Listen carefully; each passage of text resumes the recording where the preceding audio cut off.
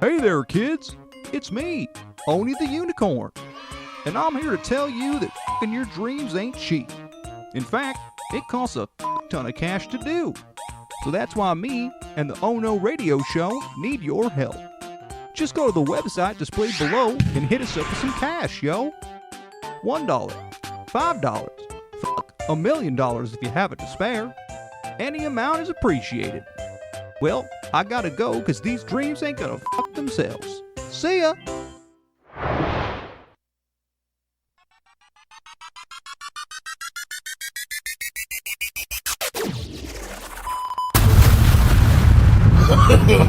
No.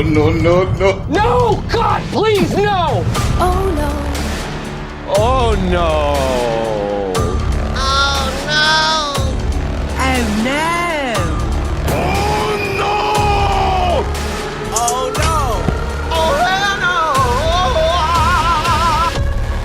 no. You are listening to the Oh No Radio Show.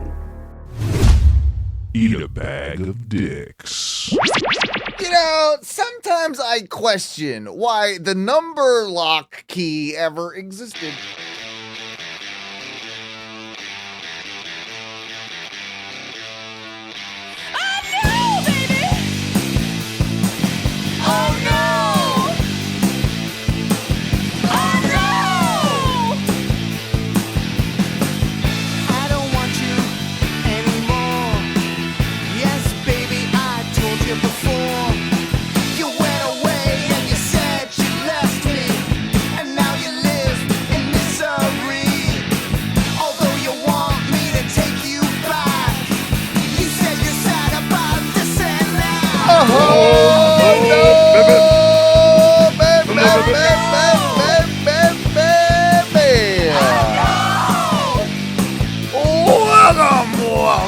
Welcome to another edition of the Oh No Radio Show. It's late tonight, and it shows you how much we care about our audience because we're doing a show, because I'm going out of town, and we're doing a show for you so you don't miss any of your precious Oh No content.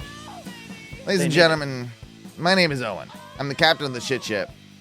I've been doing this for a while now. Quite a while. And one of the guys that's with me, he's been doing it for kind of a while now, too. His name's Mike B. He is fat and has a mustache and has no teeth. I have some teeth. Some teeth. He has no front teeth. Yeah, I mean, I'm missing like the two big ones.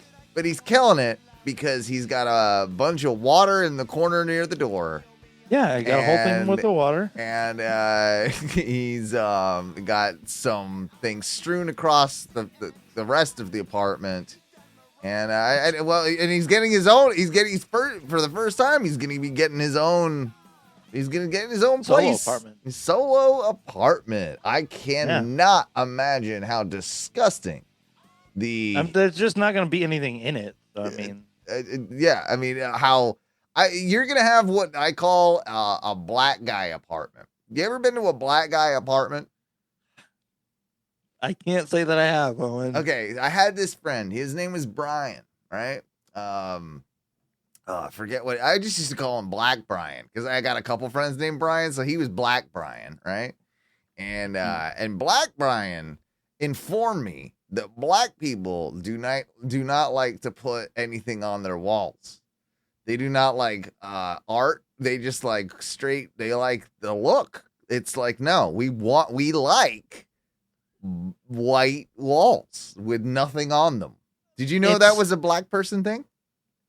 I did not know that was I did not know that they had that as like their thing. Yeah, it's a thing that they do. That's like 100%. You can look it up. Like, it's a thing. They're like, no, we like the crisp, clean look. Like when we go into you white people houses, you guys got too much shit going on. There's like there's too much. It's overwhelming. That's what the black people they like a nice clean like look. Maybe I've got a little bit of soul in me then. And that's what reminds me of you anyway, Mike. Mike, we'll talk about your apartment situation in a little bit because I do think it's super interesting how you're going to be living on your own for the first time. But Mhm. I think for our audience, they need to understand something that's, it's quite special about tonight. Ladies and gentlemen, believe it or not, and this is not the accurate number, but we can say this is at least our 700th episode. Now, we Hell figure yeah. there's probably about 150, 200 missing in that realm. So we've done a lot more than that. But we're calling this the 700th episode, Mike. Yeah. Congratulations, Owen. What episode? 700 episodes. Do you know what number you came in on? What would that have been, you think? Somewhere after 300. I think like 318 maybe. Yeah, because, well, the perfect 300 was, of course, the bowling tournament, right? Yeah. So that's where we kind of met. And Yep. so I would think it would be earlier than that, because I was pretty quick to be like, I don't know, this might be. I think he might got the goods. Like, I think he needs to come Well, and. I'm wondering, had I already, I don't think he'd been on the show before the 300. We met at the 300. Well, no. I'm wondering if I had already been on Burn It Down and if I had already been on Semantic. No. I was the one that made you a star. Okay. Yeah. I think he did do Semantics once. I think. I don't think he'd done Burn It Down yet, but I think you had done. Yeah, I think he did do. Well, I think if I recall, Burn It Down was the first time I had ever done podcasting. Oh, then maybe I'm wrong. Like, way to start hot, Mike. Way to really kick it off. Yeah. Well, I. Is that when you smoked crack? Is that when you did the cocaine? That's when you did cocaine with those guys, right? We went over this just like a week I ago, know. like, I like bringing it up because a lot of people in this town are talking about doing crack, and I feel like you're the authority on this. I have never done crack. I've only ever seen people do crack like from a distance. There was a gentleman in Gainesville once named Sweet Tea who offered me crack. Oh, so you have been offered crack? No. Oh yeah. I mean, I've been offered crack before. Like, yeah. Yeah. I mean, I work in a kitchen. What do you think? Like, but yeah, it's never something I've done. It doesn't seem like seems kind of gross. Yeah, I don't think I'm a crack guy. I've smelled it, and that was enough to be like, yeah. I think I'm going to stay away from that crack stuff. Yeah. And I smelled the meth once, and that's just like, man. I think I've smelt like I've been places where meth has been smoked. Yeah. I don't think while I was there it was actively being smoked. Oh, I've seen it. I've seen it and smelt it. I think I only smell like the after. It smells chemically. It does. It smells like Drano. Yeah. Yeah, it's not a good thing, and not a good start to our 700 episode, by the way. But back to the point, it is the 700 episode, and like I did discover you. I pulled you out of the podcast, like the swamp, and I brought Diamond in the Rough. Yeah, and Diamond in the Rough. Yeah, I pulled you out, and then I made you a goddamn household name and superstar, and when I actually. Go ahead. When I actually do become super duper famous and they do my biography, that's what I want it to be called. Mike B. Diamond in the Rough. All right. When you die next year, when I make the documentary, that's what I'll call it. Oh wait, can we change it real quick? Can we call it Mike B. Diamond in the Riff?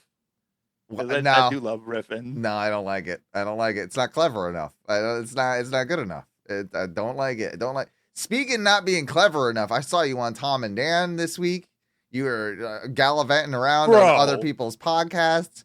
I mean, I don't know if you were landed clever. It. I don't know if you were very clever. Like this. No. I had several jokes that Were you funny? Because, like I said, Teresa demands funny from you, and I thought you said she demanded it from you. Well, she did, but she meant you too. Like she demanded. Okay. Yeah. She's like, you go tell him to be fucking funny. Like this is what. What she got money riding on us or something? Maybe she does. Like is she looking at our like LPMs? Like laughs per minute? Yeah. Is she saying they're low? She tracks that stuff, man. Of course she does. Like, she doesn't want to hear about all your depressing life stories. She wants the jokes. She wants chucks, man. Like she wants the chucks. And I do the show for her, you know, like realistically. So and like I said, I just thought I've seen funnier Mike B than the Mike B that was on the Tom and Dan. I thought you could have been a lot funnier.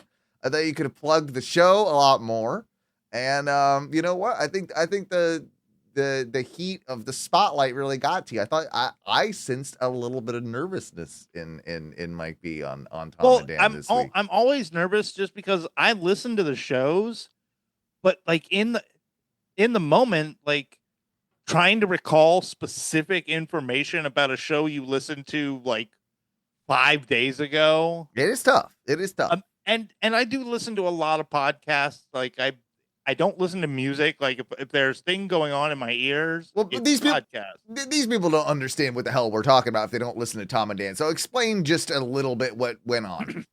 So basically, I went on Tom and Dan and for quiz show Drew. Yeah. Trivia Drew. He does like an every other month segment. He pops in sporadically. He does I believe I also did it the last time he was on. Was it the last time that he was on? Yeah. I know. Wow. I know you've done it before, but I know it was the last time he did it. That's hilarious. I'm a returning contestant. So I guess now you're returning champion type thing. Is that what's going on? Now they have to have me back. Yeah. Like gotta keep winning.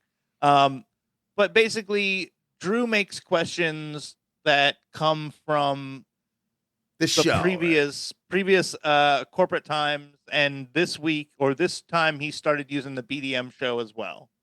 So it's a very inside baseball type of quiz. Like, right. I don't imagine it's the best radio or the highest rated of their like rating People bits like it. and stuff. No, but he has a charm because it's one of those things that's so terrible it makes it good. I think you know, he seems like a nice guy. Oh yeah, no, Drew's great, and Tom and Dan they play the They're game. gamers, man. They They play along. They make it work. They make it work for sure. And you know, they both thanked me so much. Like after the show and we got off air and everything, they're both like, "Dude, you always come in and you always like you game with us. You don't like you're good on the show, and that's why we like." Yeah, you're up for the bit. You're up to just like play radio, man. Yeah. So they thanked me, and they're like, you know, Tom said he was going to have a meeting he was actually getting ready to talk to you. Yeah. Well, I'll tell you about that in a little bit. Yeah. And you know, they told me, you know, if we ever they talked about how awesome I was, I'm sure, and how like fucking sick my show is, and like stuff like that. Tom did want me to talk to Bruno about like possibly like trading out some pizzas for some advertising. Sure. Yeah. And I was like, yeah, bro, I'll let me talk to him. I gotta talk to Tom about that. We're not fucking trading advertising for pizzas. That's not what we're going. That's not what we're doing. That's not. Yeah, it's because I was talking to him about my commission is not gonna get paid in pizza, sir. I mean, I'll give you half a pizza, Owen. You're good. What's 20% of a pizza? Fuck. Yeah. Well, switching into those gears. I'm just going to go ahead and say it now so we don't have to say it like a million times. I am officially on board with Team Tom and Dan. You beat me to it. I am a sales guy with Tom and Dan. I'm working on some deals. Me and Mr. Van had a long conversation, and we discussed some strategies and some business, and cufflinks, ties, NASDAQs, that type of stuff, real business stuff. Yeah. And there was lots of signatures flying around. Oh, it's crazy, man. Like it was real business cards. Yeah. Dude. You fucking real big boy. Goddamn, making lots some of name money. dropping. Oh, yeah. And one of the things that, we've established is that we're going to be working together as a partnership between Ono Radio Show and, of course, Tom and Dan Media. So, you might hear some ads coming in the near future that are part of this whole process. And I got a lot of clients, Mike. I got a lot of stuff I'm doing. Yeah. Okay, I got a lot of big money deals. How many sponsors do we have? Well, we don't have the numbers, so I reached out to the people that had the numbers so that we could hop on ride their camel, ride their coattails, and then make the monies, with their. I have a feeling like there's a Tom and Dan podcasting network coming. Yeah. Well, coming down the pipeline. There's stuff that's working its way into the fold. Don't you worry. I'm just calling things like I see them. I see a podcast network coming down the line. I'm not saying they're going to start asking BDMs to. Hey, make your own podcast. Join the podcasting network. It'll only cost you. That is definitely not going to happen, by the way. It's not really the direction we're going. Either way, very big conversation. And it actually, all kidding aside, super exciting thing for me, to kind of have a little side thing and work with those guys. I'm stoked about it, right? But we did start much like you, I'm a fan of these guys, and I get a little bit of apprehension and nerves going into a conversation like that where I'm gonna have to really, talk some business, and especially because Tom's talking with Tom, and so you got to break the ice a little bit, right? Well, thankfully, I know a guy named Mike B, who we both just clowned on for being fat for about 5 minutes before the conversation started. You know what? I want 10% now. No, you're not. I want a couple percentage points out here for being the glue that seems to bring everything together. You help break the ice is all I'm going to say, is that you help kind of, get into, I got in there, and I got in there good. And I think that I'm going to make a lot of money for Ono Radio Show. I'm going to make a lot of money for me, which is the most important thing. And then maybe something for Tom and Dan. Who knows? I mean, it sounds like a beautiful relationship. Yeah, it sounds pretty good. Maybe I think I can wiggle myself on it. See, the thing with you, Mike, is just I don't know that you got the business in you like me and Tom have, right? I don't know. No, I'm more like a do boy. I'm more of like a young drunkie. That's it. Maybe we'll fold you in later down the road if we need somebody to pick up the trash or something. We can probably, everybody needs a Mike B on their team. You know what, Mike? No truer words have ever been spoken than what you just said. Speaking of gallivanting around with important people, because that's what I do now. I'm just kind of like that guy. I had a stop by. Wow, crazy man, from local luminary and legend Nick Scout stopped by. Today. He's a luminary. Oh, absolutely. He is. I don't want to disparage the man. I think he's a great guy. He is wealthy. He is making more money than the both of us combined, building his guitars and making touring with Steve Vai. Well, now he's composing, Mike. This is what I was gonna tell you. Is that now he's composing? He brought me by. I gave him a few White Claws, because I'm a good guy like that. Plus, that's how you network. That's how you do it. When you're in my world, when you're in your world, my world, it's how you kind of it's how you butter people up, right? You're like, oh, don't worry about it, man. I got all the claws for you.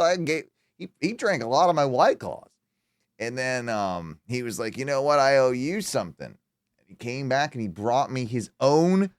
He has a vinyl album that he composed, wrote. Look at this. Look at this shit. Where did I put it? There it is. Wait, he pressed an album? He pressed an album. He brought me a copy of the album right here. Hey, And yeah, but you got a Thomas Kincaid painting? for it's the got front a of it? tree. It's got a tree on it. One of them is equinox. The other is solstice. So the other side is the same like place that the picture was taken. I believe he said it was in Minnesota. So you got like the winter and then like the whatever fall. And he says the first, I haven't listened to it yet, but he said the first side is it's all, by the way, it's all instrumental. It's all like composed and there's a lot of like really good musicians on this stuff. A lot, honestly, like I'm making light of it, but like a lot of really good local musicians. And it's like, you know, cello, piano, guitar, like a lot of like really, I don't know, like crazy instruments like that are used in like fucking Asian music and shit and like Latin music and like Right. So he wrote all this and he's like the one side is more of his like acoustic orchestrally type side, and then the B side, which is like I guess the fall, is more like the electro what do you call it, like lo-fi type stuff, like lo-fi jazz, that type of deal, like that in that realm. Right. So he's such an interesting cat. He decided like he made this. It's like like I've heard bits and pieces, and it's recorded amazingly well.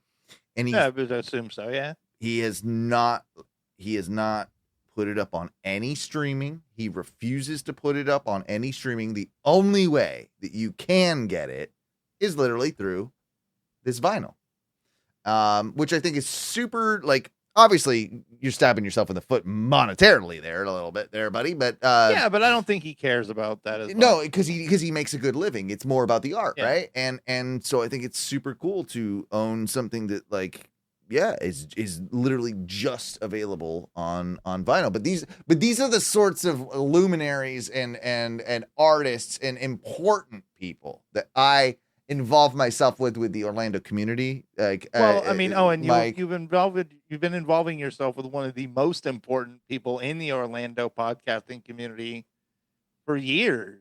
Oh, who's that? Me? Myself? Me. Oh, you. Oh, okay. I thought you were talking about me. I thought you were going to give me a compliment. You're right. I mean, I guess. I mean, you're in there. You're one of them. I've been on. You're one of them. I was on pretty much every local podcast I've been a guest on. That's true. Yeah, you are kind of a pod slut. I just get out there. I make comedy in all forms and all fashions, no matter where I go. I miss being a bit of a pod slut and just kind of, Dude, there aren't enough podcasts I know. to slut it up on. And the ones that are around, we don't want to do. I don't want to. Well, I mean, I like going on Tom and Dan a lot. Yeah, that one. That's a good one. But like, what other ones? There's nothing left. It stops there. It's like, wait a minute, what? No, we'd have to like start looking. Well, again, I think we got so insulated with podcasting because it was just we had our own little sphere. It's a different community. I think I don't know that there are big podcasts out in Orlando that exist anymore. Yeah. No, 100%. 100%. It's not the same that it was. I'm sure they're out there, but they're all probably boring. They'll be like, there's like a true crime one, and there's probably. Well, I mean, like, there's one that we would refuse to go on. Yeah, there's like a ton that like I don't know, but there's none in the vein like we do, and like Tom and Dan do, and like like it's just kind of off the cuff, like what improvisational conversation. Yeah, exactly. Yeah, that. Speaking of which, I mean, I think this is the perfect time, honestly, is to honor some of the greats, seeing as it is the 700th episode. Yeah. We're talking about the legacy of podcasting and all that stuff. And I came up with a list, Mike. I came up with a list of the people that I want to thank, okay? And some of them are from before your time. Thank maybe? I don't know. I was gonna say, are we giving thanks? Sometimes, I mean, a little bit. I don't know. Thanks is maybe a strong. Let me hear part of the. Let me hear the list, then I'll decide like how thankful. Well, let's see here. Well, if I could just get the thing going. Oh, what's going on with that? What are you doing, buddy? What are you doing? I got music. Like, I wanted to play. There's music for this, you know? I imagine Jurassic Park was the music you were going with. It was close. Yeah, it's along those same lines. Oh, there we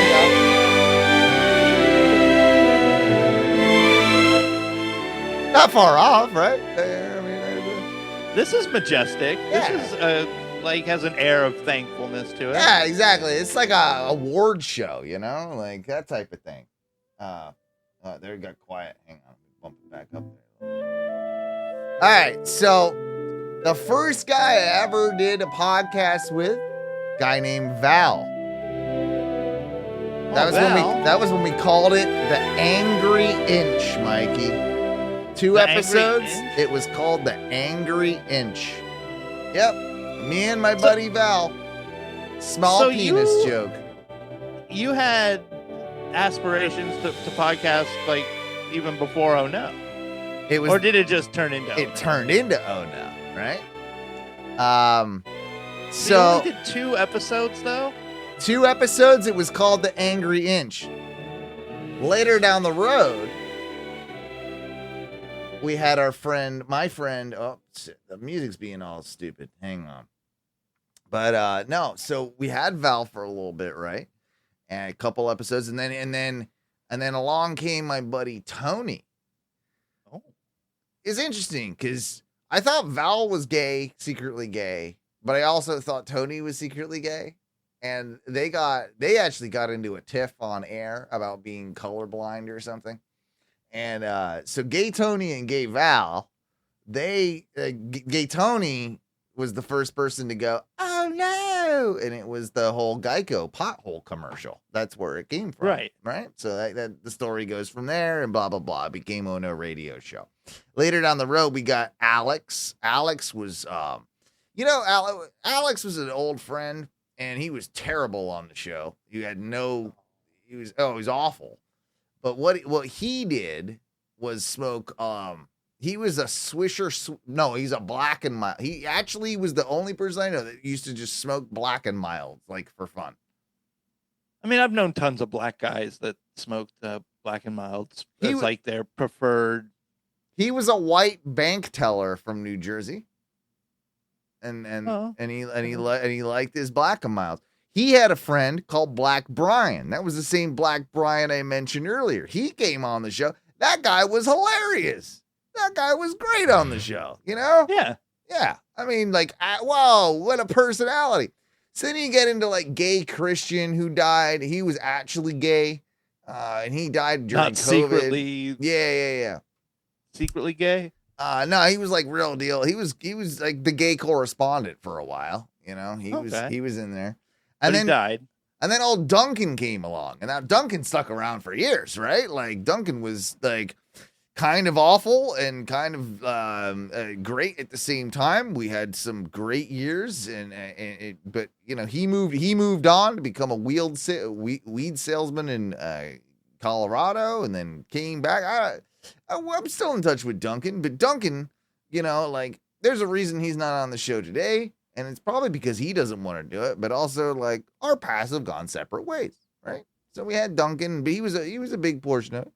Then came like remember the Jessica Polly days? Were you around for any of the Polly days? So Polly must have been just before you. This is when we were doing, got to thank her, got to thank Polly, because that's when we got some of our musical guests around this time. That was the Oh No, what do they call it? Oh No Showcase. We used to do the Oh No Showcase, and we'd have musicians from Orlando, like, back, man, they would actually do it too, like, fairly prominent people, like, in the scene and stuff. Like, we had a lot of good names. We had Kaylee Baker in here. We had Kevin Maines. We had a few others, and you can Laney Jones.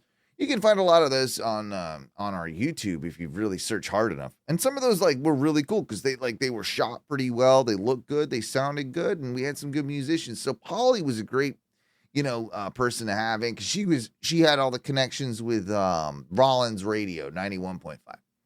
Right. That was around the time. Well, before that was I think Tom and Ty had joined, right? So you got Tom and Ty. Tom, man, we got to thank Tom to this day. That's the only person that I'm not going to shit on this whole entire list, probably, is Tom. Like, because he's just a great guy. Not only that, handsome as a devil, and whip smart, and did a lot of work for free. You know, did a lot of graphic stuff. That some of the stuff that you see to this day is all Tom. And you know, Tom was real big on trying to, you know, get more stuff moving. We weren't ready for Tom. You know, if I could go back and do it again, you know, we can get Tom now. Yeah, we get Tom now. We're millionaires, you know, but can't get Tom now. You know, that shit. He's too important. Too important.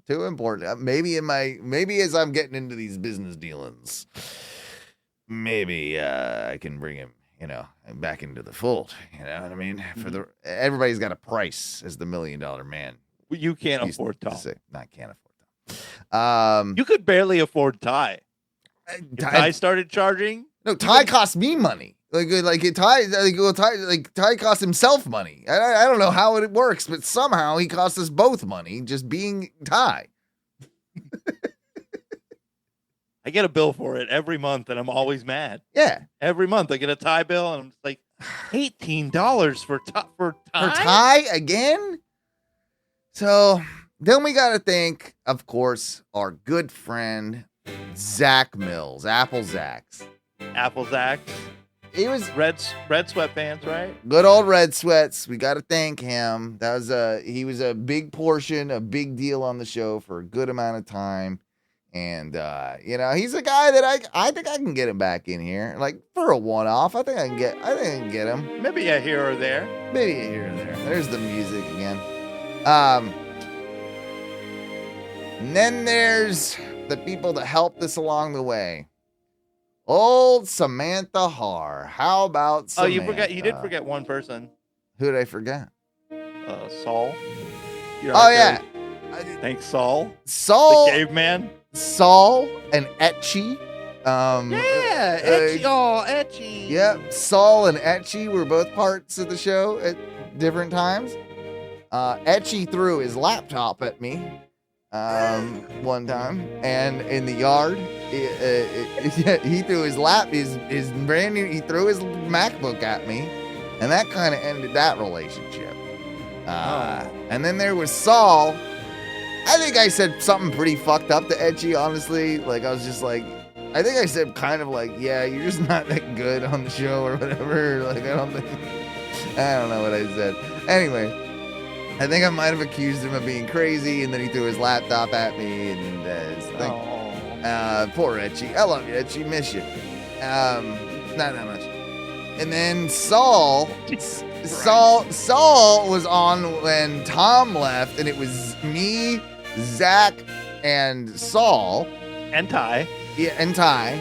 And I'm pretty sure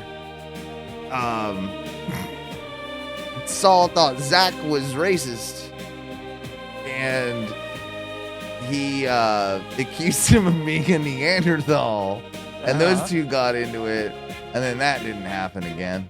So that was one of those, you know, finer moments in the Ono Radio Show lineage in history. And then I showed up to replace Saul. Oh, were you the replacement for Saul?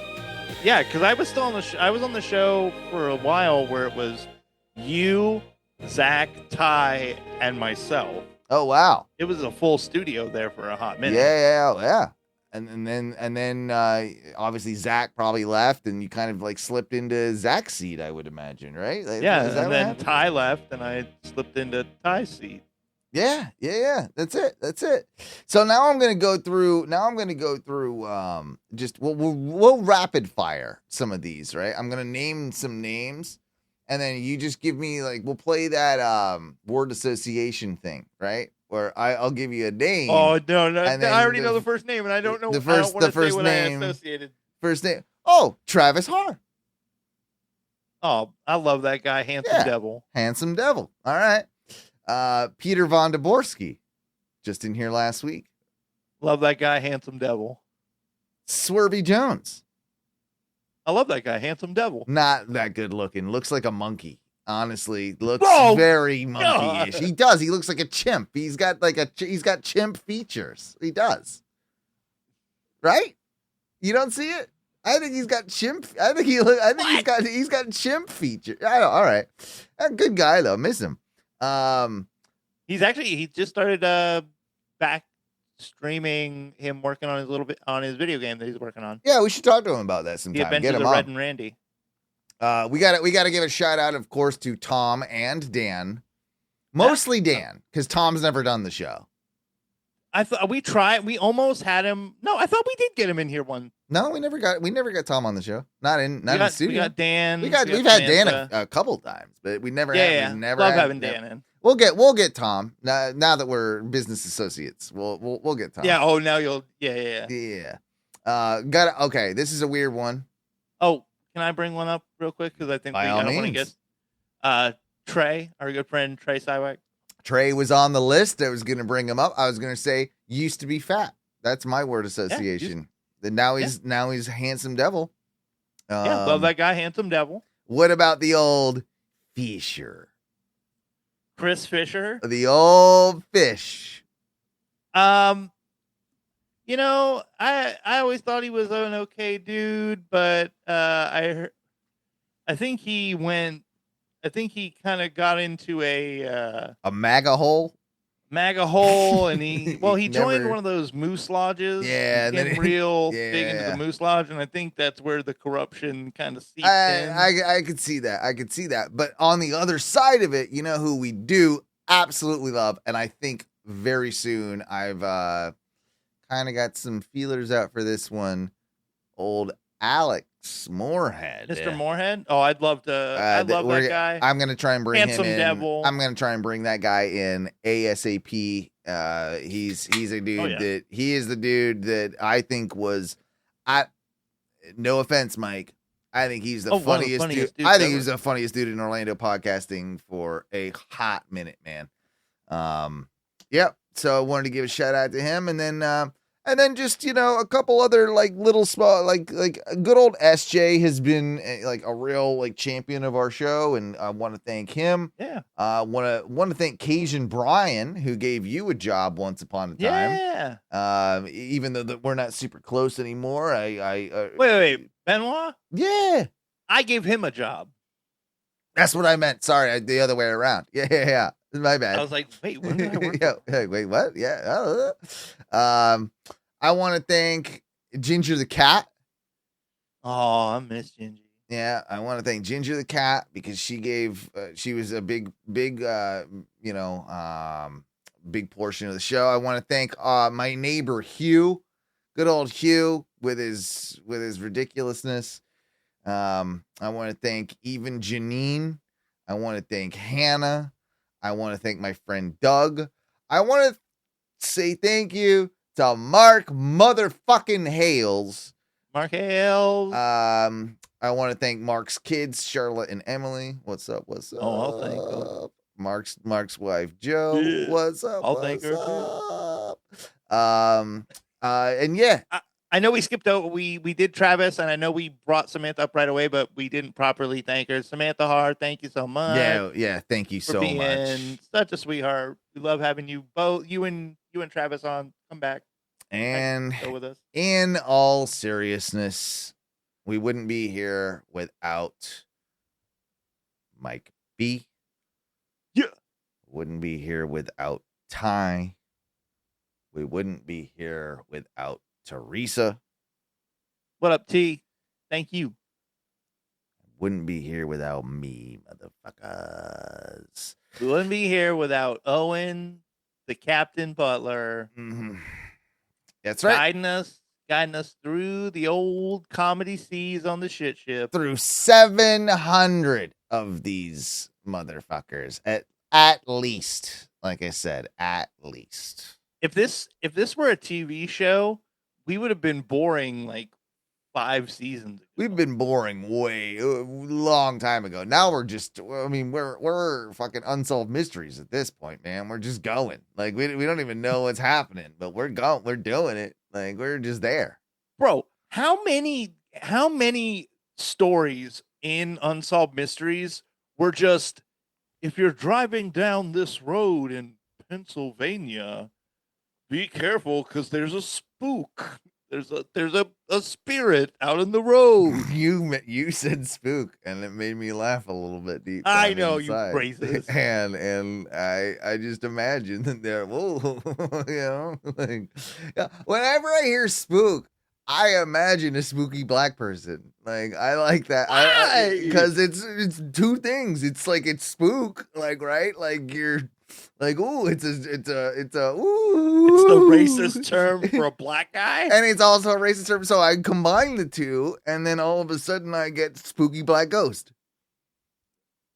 You don't get a lot of black ghosts, honestly. You don't. They're always white. Like I need some good old fashioned white black ghosts. Like I want to see some like Eastern European ghosts. No, you maybe. don't.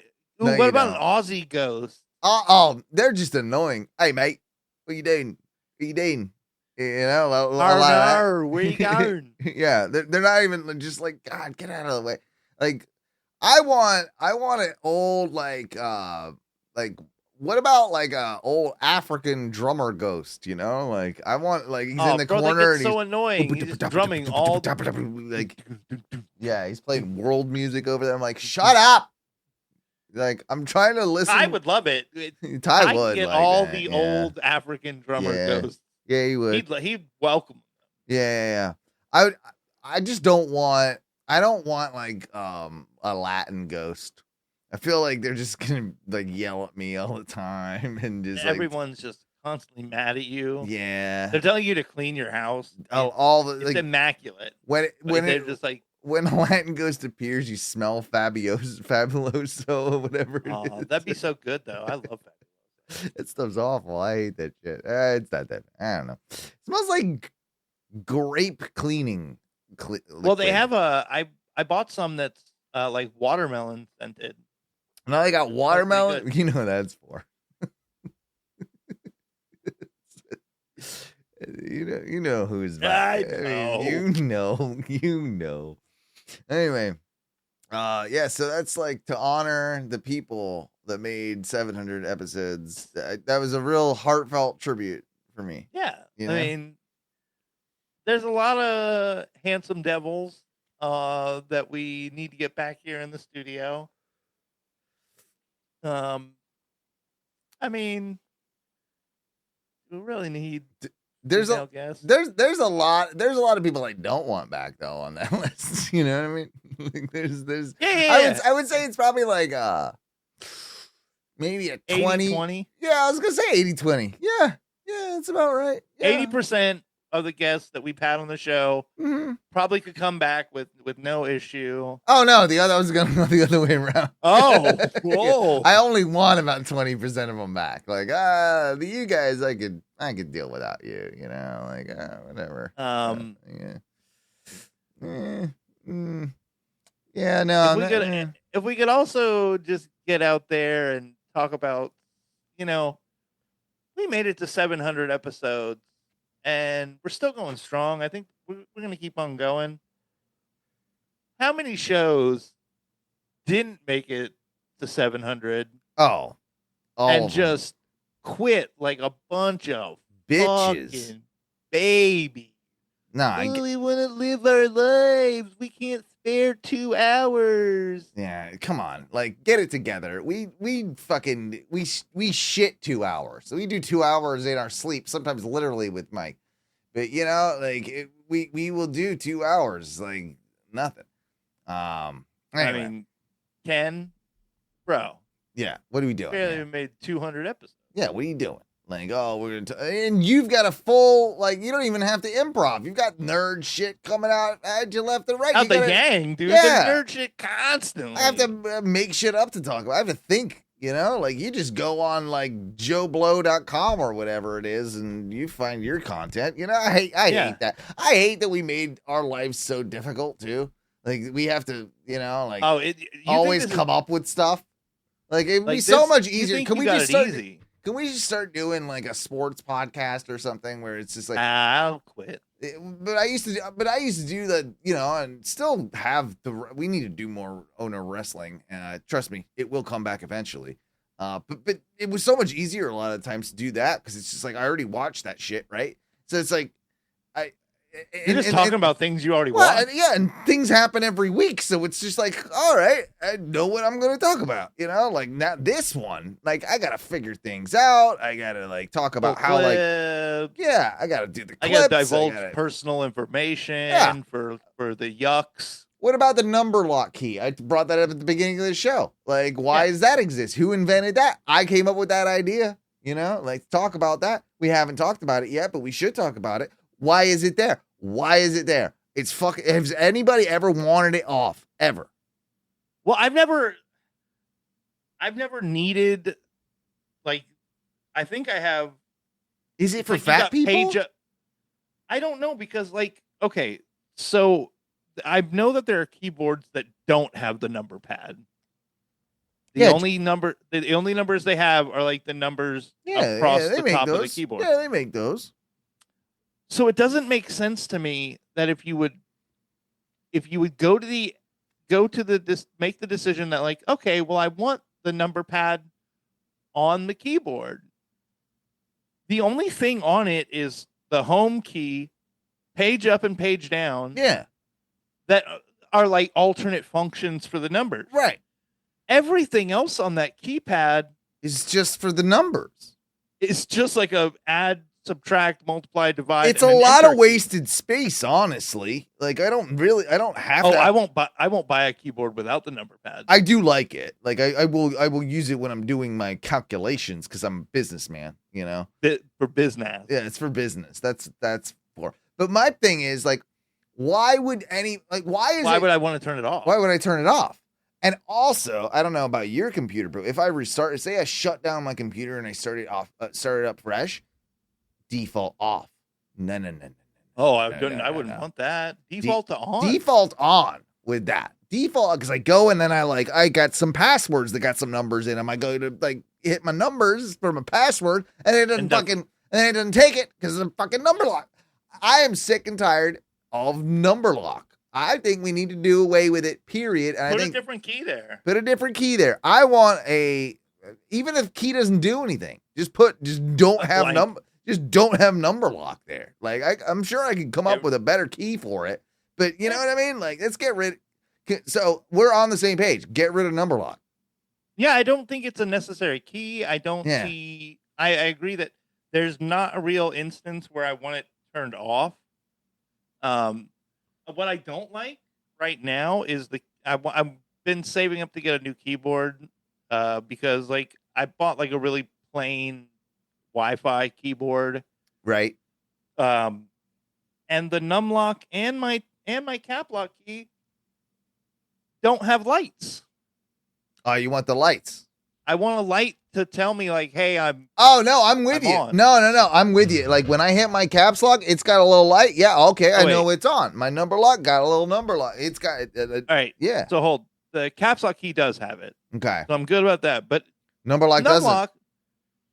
That's even more reason why you shouldn't even exist. Exactly. Want you on and off. Exactly. And you don't even bother to put a light there because you, at least with my keyboard, defaults to on. I think that's telling. I think that's telling of the manufacturers knowing what we're talking about, saying it's not important enough to warrant the light anymore. We're taking away the light. I don't even need to put a light there. Why put a light there? No one uses this thing anyway. We just put it on there because, you know, it's been there forever.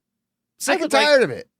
I'd love to run like a keylog program. Yeah. For on like let's say like 1,000 people who use their computers for like work. Yeah. Like run the keylog on 1,000 people who use their computers for work, and I only want to record how many times they press the numlock key in a month. Deliberately and not by accident. Deliberately type, that would be an interesting study. It would be less than 10. Oh yeah, in 1,000 people deliberately turning off the numlock key, less than 10. I think it's for fat people because they're so, like with the laptop, they have to turn it off so that they can spread out their fat fingers, right? And they don't hit the numbers. And, like, rest their hands. Yeah, that's what I think it's for. Oh, they have their fat wrists on it. Yeah, that's what I mean. Or forearm. Yeah. Is that? I mean, you're fat. Is that? I mean, I'm not that fat. I got like regular wrists. Yeah, I mean they're kind of fat, but they're not number lock fat. No. You know. My keyboard is actually spread out enough to where like That was I have the- to get over to that was hit my number pad. That was also the other thing that Teresa told me. She's like, "Stop making fun of Mike so much. Like he's gonna get sad if we keep calling him fat." I'm already sad. You can't make me more sad. I'm like, he loves it. It's how I show my love to him. I mean, I could do with less, but you know, I'm not gonna cry about it. Oh, I legitimately. Oh, god damn it! Now I feel bad. All right, well, Gotcha. Fuck. Gotcha. You know what it's time for then? Time to bring forth the clean. Yeah. Clips. You know you want 'em, baby. You know we got 'em, baby. You know you want 'em, baby. You know we got 'em, baby. Clips. You know we got 'em, baby. Clips. Yeah, clips is the time of the show where we take a look at all the stuff that I seem to find on the internet. And let's make sure we're all set to go for this. Do we have a cone of content, Mike? I do see the cone of content. All right. That means that we're going in the right direction. Let's take a look at what I found. I found some fun stuff. I think you're going to like some of these. This first one you might have seen, maybe the audience have seen, but I wanted to watch it and discuss it with you just because it's fucking dope. This robot that's at this fucking theme park, it looks like, kicks the shit out of this kid. You see this? Do you see this video yet? Oh, I did. I just saw this Oh, video like awesome. a little bit ago. We'll show the audience and we'll discuss. I'm so happy. Look, so there's this robot. All right, so it's your typical like regular robot that we've been seeing. Ooh. Yeah. It's it's that little silver robot with like black joints. Only this one's wearing like They put a light party, blue they put a afro party wig on, like a Dr. Seuss wig on him for some reason. And He looks like Thing 1 or Thing 2. Yeah, and it looks like we're at some Asian theme park, right? Is that what it is? Or Asian festival? Either that or like a festival at a school, maybe.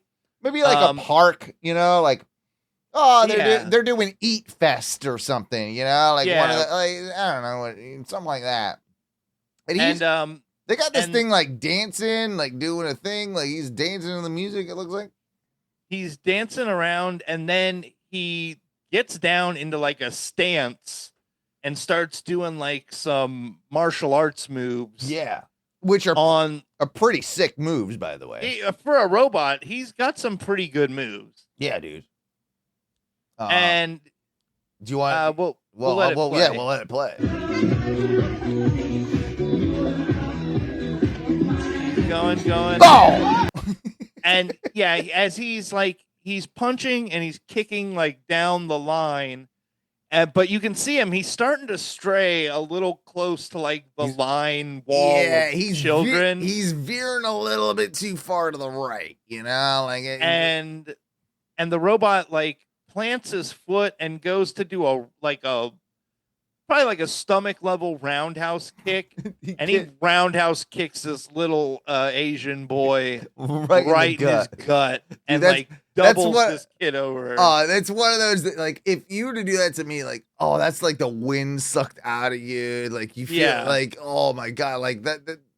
I know what this kid felt. It's oh my god, like he gets this kid good. It almost looks like he gets him like up higher, like maybe a little bit in the sternum. He does.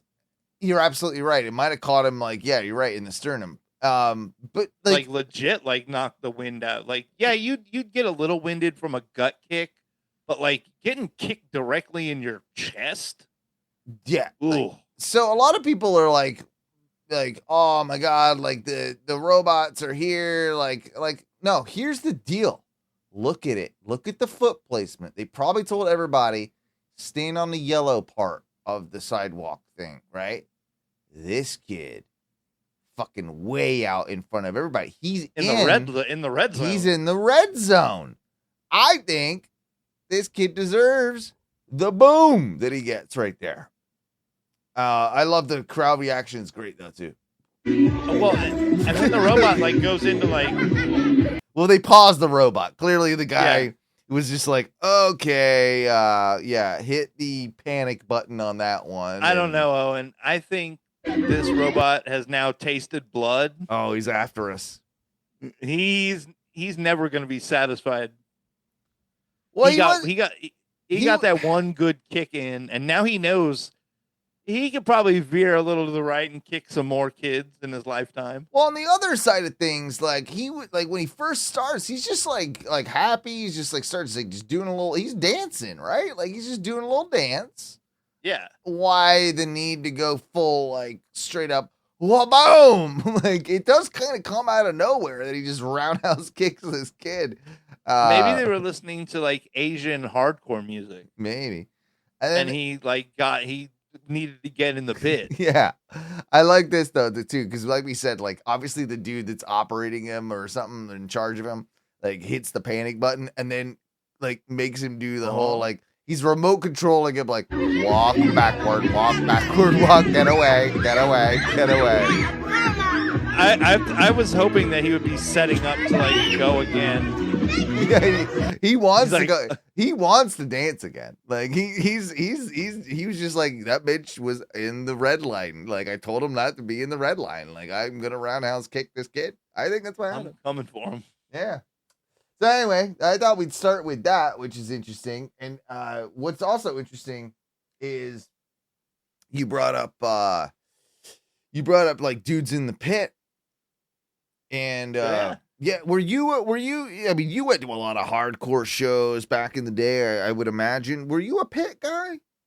I was like the outside of the pit guy, or I would get, because I've been like a bigger guy my whole life, it was usually like hey, these people are like being shitty in the pit. Will you come and like bump them? Which those dudes, like, you need those bigger guys to protect the chicks that are trying to have a good time at the show, or even like your skinny dudes like me. Like I definitely like as like a early teen had like older, bigger dudes be like, you know, step in front, you know, like even though it wasn't in the pit, but step in front and make sure I wasn't gonna get like dead, you know, like unalived.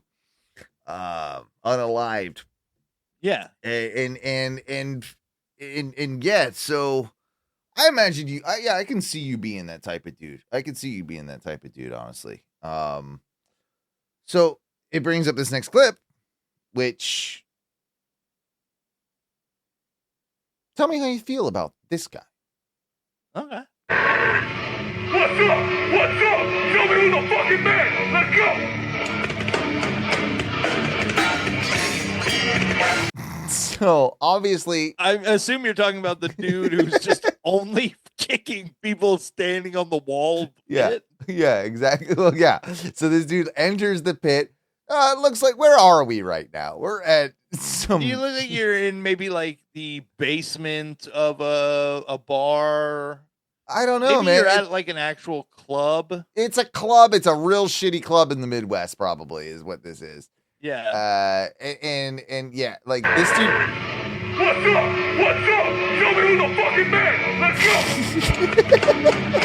Yeah, this dude like comes barreling. This dude comes, this fat kid with glasses comes just like, I don't know, people that are minding their own business on the outside of the pit, just trying to watch the band. He comes flying in, starts like, with a back right hook kick type thing, and then roundhouse the next chick that's next to her, then goes I like the next guy and like nails this dude in the guts. Dude, Like robot kicks this guy. This guy isn't even aware of like right in this freeze frame. He is not even aware of the thing that's about to happen, and he just gets absolutely double roundhouse. He goes boom, just one, gets absolutely, and then double two, and the guy just straight up crumples against the wall. It looks like he kicked him at first, and he was like, "Oh shit! Like what?" And then he doesn't even do a full spin. As soon as his leg like comes back, he just reloads it and just kicks like hook kicks back again. Fucking nails this guy. The second time just topples this guy. It's amazing. Now he goes like there's only like two other people in the pit, by the way. And he comes now. Hold on, because knowing what we just saw, there's like a girl out front, like slash dancing. And I'm like, he's just gonna roundhouse this chick. I can feel it coming. You can feel it coming, yeah. No, I think he's cool with her because he just walks to the other side.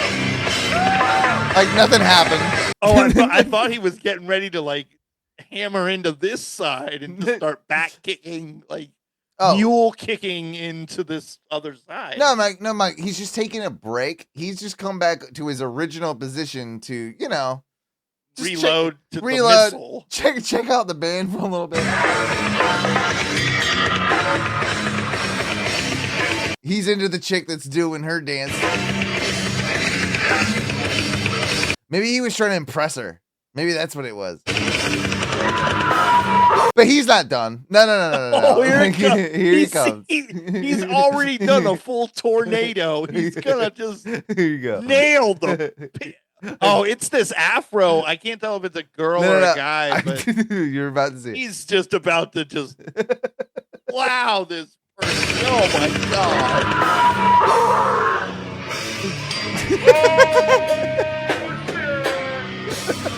He just leveled like 4 people after doing like 3 hurricane kicks. Like he went Aryuken and then and then Street Fighter that bitch. Yeah, he did the Ken, the spinning Ken kick. He did the spinning Ken and then just leveled like 4 other people in the front. Yeah.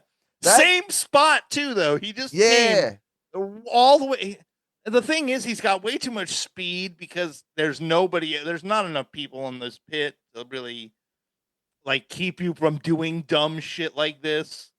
If this pit was going more and there were more people at the show, you wouldn't be able to do dumb shit like this. Dude, for real. Like this is one of those that's like I had to show you. I hate like unnecessarily violent clips. Like that's not what we're about, right? But it's honestly part of it. It's his technique is just so unbelievable that you're just like, dude, sign this guy up for WWE or something. Like let's do something with this, bro. Get this guy a female ice skating partner. Yeah, you see how he like triple axled? Oh, he's graceful. He's graceful as hell. Like the way he does this shit. Like, what's up?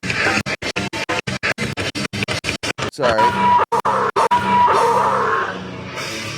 Boom! Yeah, kind of unbelievable. Yeah. So I had to show you that. Like that was just one of my I saw now this week. The other issue that I do take with this pit is seeing how destructive and just unhinged this guy is. There's nobody in this pit. No, it's like, trying to stop this dude. Like playing hunter killer with this guy where they just come out of nowhere and just level this dude for being a dickhead. Well, honestly, someone and like the lead singer, the guitarist, someone in that band saw that all happen and just decided to keep playing.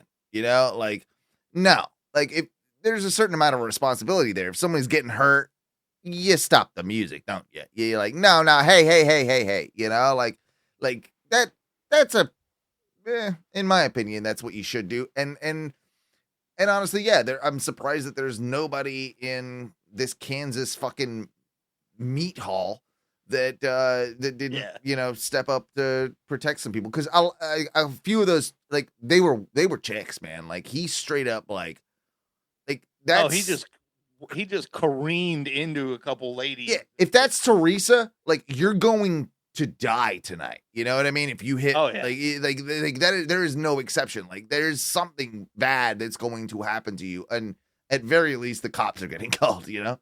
Like, I mean, I definitely have seen people like this kid get like Goldberg style speared in pits. Yeah, well, that's just for.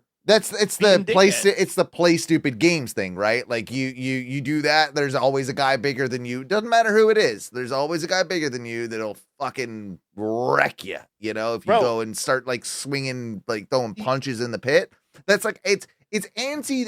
Like I wish Duncan were in this conversation. Actually, speaking to him earlier, he's a huge metal guy, right? Like very into like metal culture is actually more about like protecting people than it is like you're bounded by the music. It's almost like weirdly, you know, of course, like bonded by that same thing of like Satanism, right?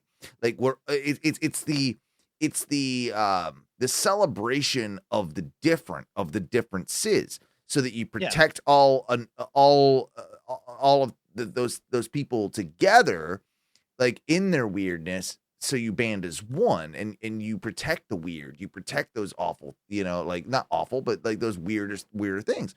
And you band against the awful nature of, you know, throwing fists at each other in war and that whole concept. Like that is essentially like a lot of the metal like ethos in culture, and I believe decorum is based around that.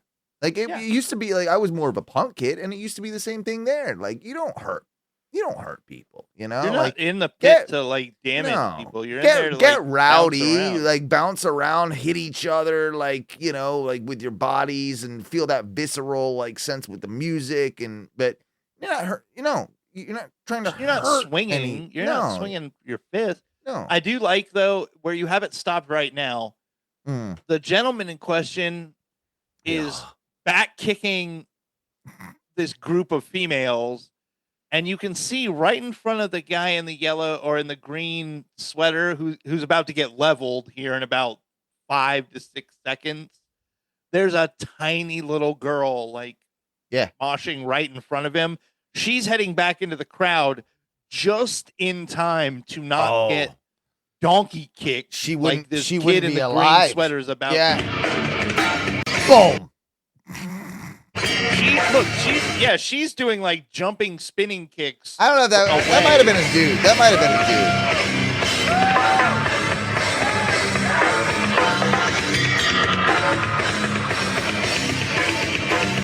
That's what, like slam dancing they call it. Like, is that? And you know what? You definitely see some. It definitely sucks when you see somebody go. They like see that the pit is relatively open. And they're like, ooh, I'm going to go do my big, like, 3-turn super spin kick. And they just accidentally, like, kick somebody in the back of the head because when they started the wind up and the spin, somebody just inserted themselves into the pit at the wrong place. 100%, yeah. Yeah, it just gets, like, a full roundhouse kick to, like, the top of the back, their head. I've seen a couple people just get like straight up kicked in the chest. It's a weird mentality. I think there is an element that you sign up for it to a degree, right? Like by being that close, but no one expects to like have their life changed, you know, like and have brain damage over just going and being wild at a show, you know, like that's. I would definitely say like I'm not going into the mosh pit in hopes that like, oh man, I can't wait to get kicked in the teeth. This is going to be so cool. Like, yes, can it happen? Very rarely should it, but yes, it can. Oh my God. I just put all the pieces of this puzzle together a little bit, dude. Look at the back of this guy's shirt. Tribal Beatdown. Oh, these are like they're Native Americans. This is Native metal. Yeah, this is a Native American metal hardcore band. and it's this, and that's why we couldn't figure out where it was. This is at like one of their their like community center at the reservation, dude.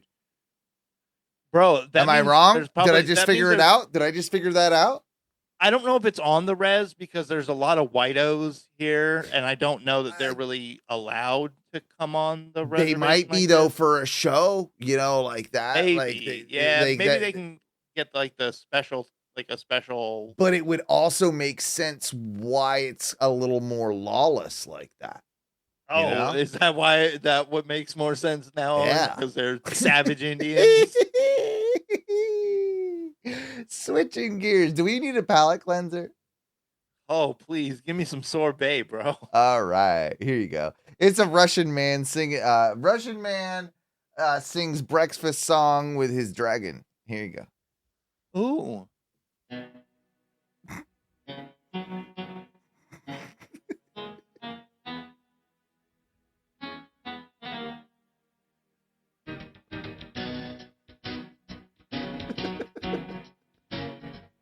Mikey, help me.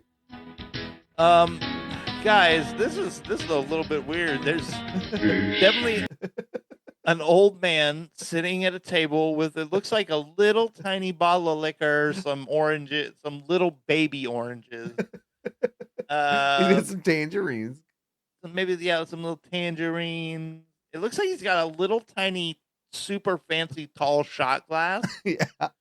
Maybe he's drinking the little tiny bottle of liquor out of. Maybe. And then right next to him is a CGI dinosaur. Yeah. And he's got a nice background of like, you know, kind of like the dinosaur Jurassic times, you know, like he's in the Jurassic World type There's thing. a volcano, there's some ancient palm trees. There's a brontosaurus back there, bro. Yeah, old Bronto hanging out. And then what sort of dinosaur do you think he's got next to him here? Oh, it's like maybe like a Gallimimus. Okay, good dino. Good dino. Let's see. Let's hear the song.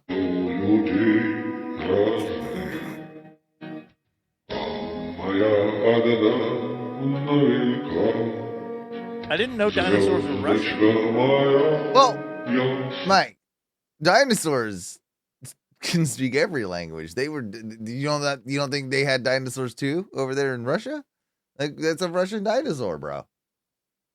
I just didn't know that there was a Russian language when the dinosaurs existed. the Russian dinosaur CGI thing is singing. It's pretty good.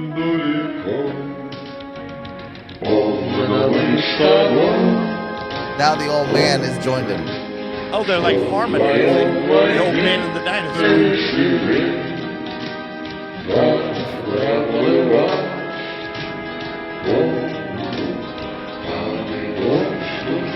Oh, I think they're singing about God.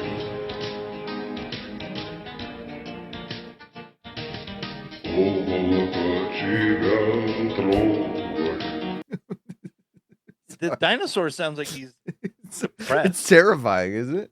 Yeah. Sounds like he's the Robert Smith of dinosaurs. He's an emo. Yeah, he's kind of he does have the eyeliner. He is kind of eyeliner. He's a gothosaur. That's right. You're right. Yeah. He's a gothosaur. Yeah. So there's that one. It's not exactly a very good palate cleanser, but it's okay because I need to tell you about this guy. Oh my God, this is amazing.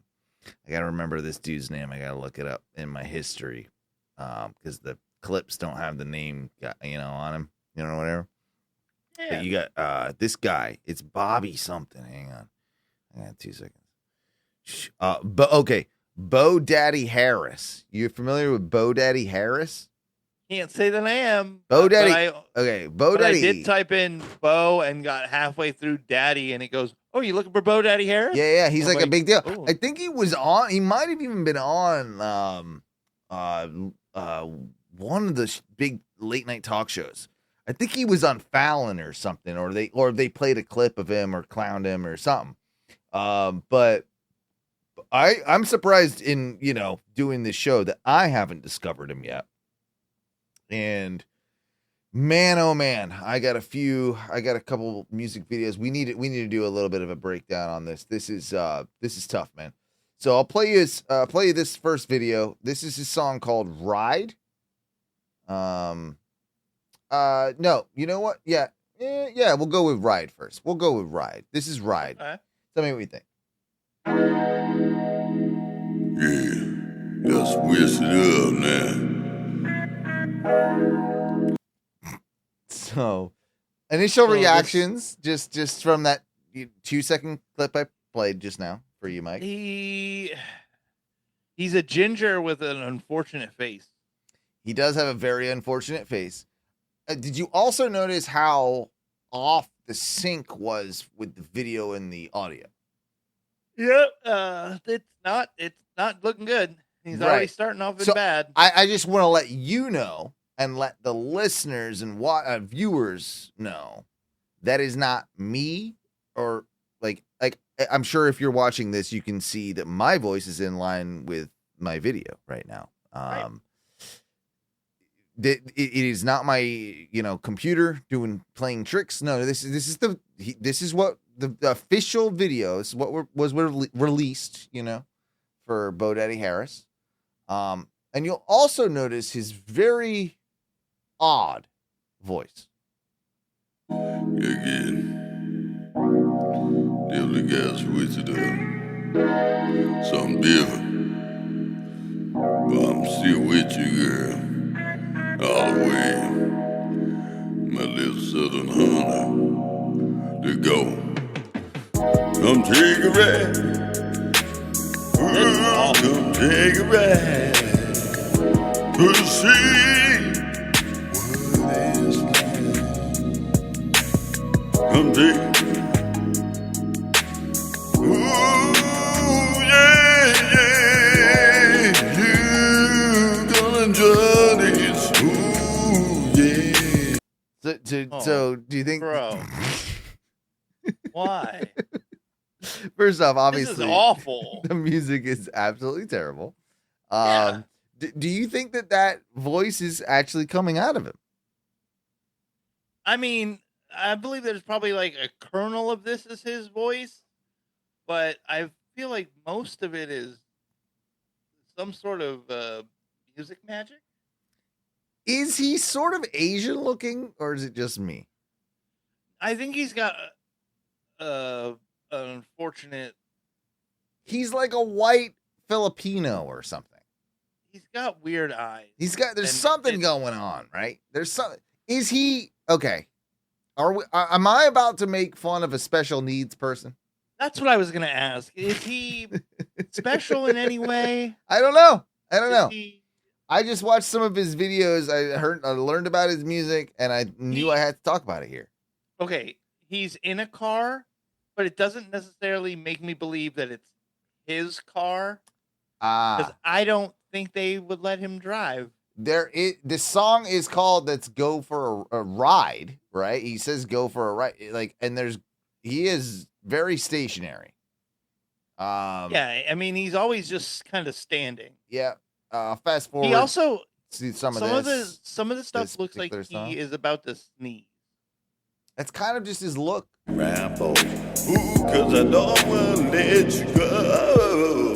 Come take a ride. Ooh, come take a ride. You see what is fine. The next thing was the next logical question that I ask you all the time on the show: bit or not?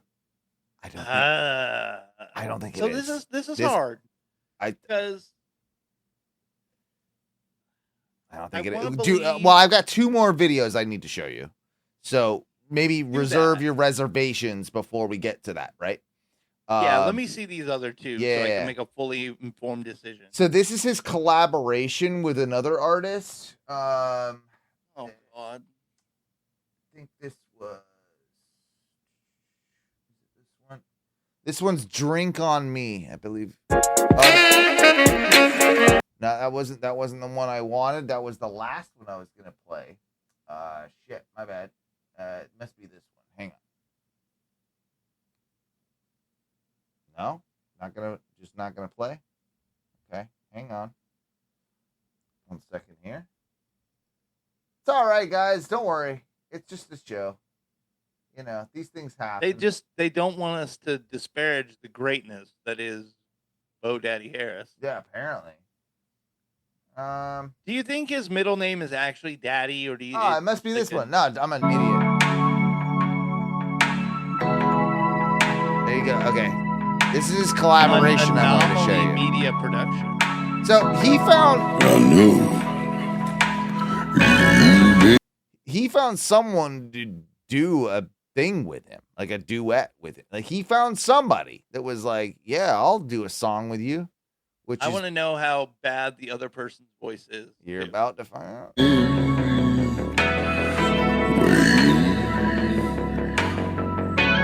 For somebody to rescue you. I want you to be my lady.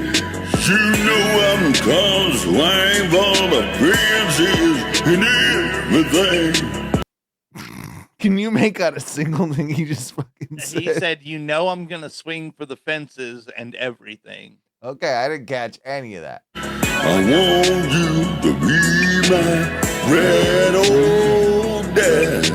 You know I'm gonna swing for the princess and everything. Who did you so amazing? Who you drive me crazy? Here you got this whole Why does she look kind of love. like put out in that last shot? Like, am I still here? What is happening? You said this was going to be 30 minutes, and then I could leave. Down. You know it, Bo Daddy. Don't try to make me hate a boo. So, spoiler: it is his real voice, by the way. Like, it. Thank God. That's what also lends me to believe this is not a bit. It's not. 100%. He's trying to be a superstar. And he's way more like, I guess professional in this.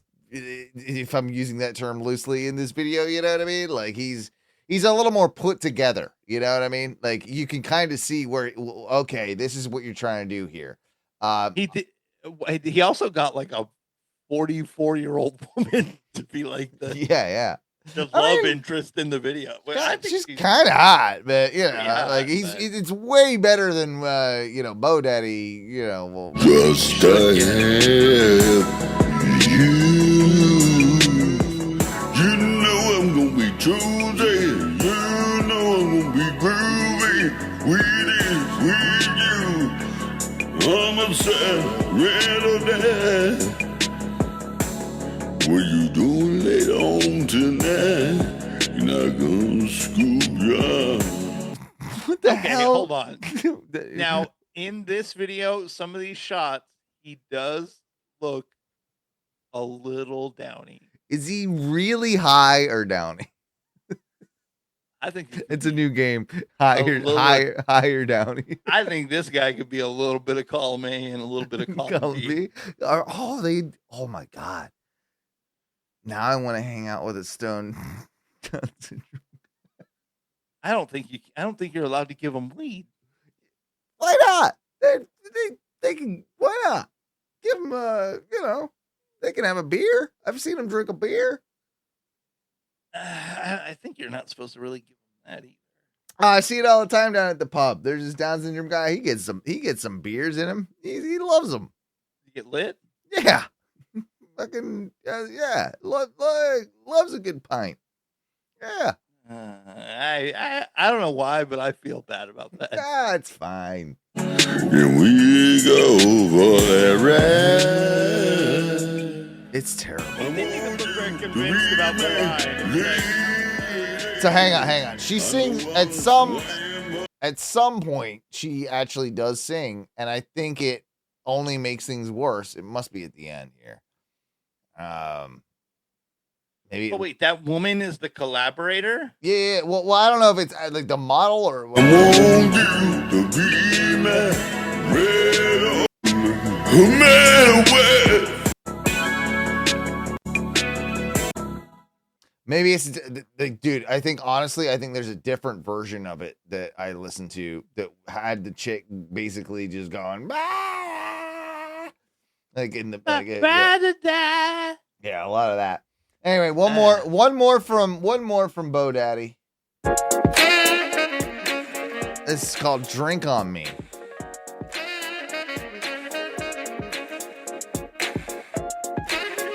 Is this to insinuate the drinks are on him or pour a drink on him? I don't know. I don't have time for this, and I don't have time to date you as a girlfriend. And if I did, we would already be through. Cause I don't know who I'm gonna be dating in this room. So Well, I don't even know what he said there.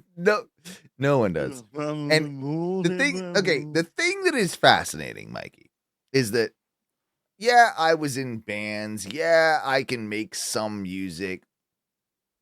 I'm never going to claim to be like a musician or anything like that, right? But Oh, I will, and I did. but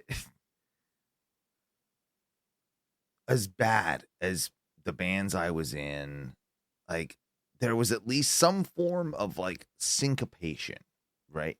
To like what was going on. Like it's fascinating how like not in time. Like how do you even like I would have to try to be, you know what I mean? Like that not in bad. time with everything. Like that, like I would have to like and I've heard actors talk about this before where like if they can sing, and a lot of actors of course grow up in theater, right? So they learn to sing and they learn music as part of like being an actor.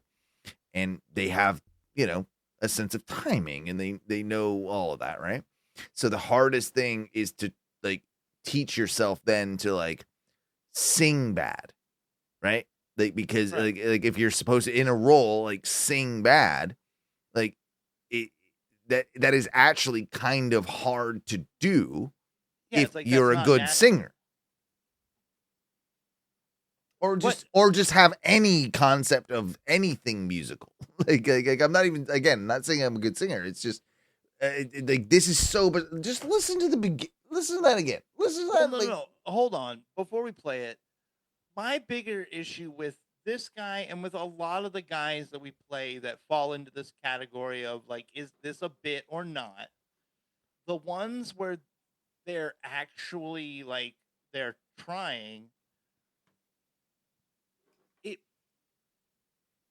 It makes me wonder, how can you be so tone deaf to how poor of a job you're doing Right. at this kind of, because I am so hypercritical about some of the stuff that like I did when I was trying to make music, and even to a certain extent like this, like yes, I know like we do a lot of goofy stuff, but we still try really hard. Like if we were doing such a god awful job, you wouldn't have done 700 episodes or however many you've done, right? Like you right. If the product was complete and utter garbage, right? Like you know, like that's like I don't think that would exist. Like we have to definitely have some belief that like I think we're pretty funny at times. I think we have a pretty interesting show. Like you know, like I think we're confident in what we put out. Yeah.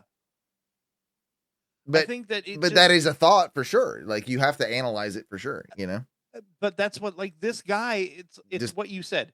He's so off timing. Yeah. He's not making rhyme, like the rhymes are so poorly constructed.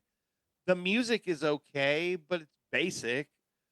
And your contribution vocally, how can you not listen to that and go like, dude, this isn't even close. Like I shouldn't release any of this because this is just not good.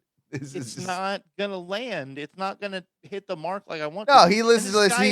He's thinking things. it is straight fire, bro. When he, I know this type of person. When he hears it, he's hearing something different, man, and he thinks this is amazing.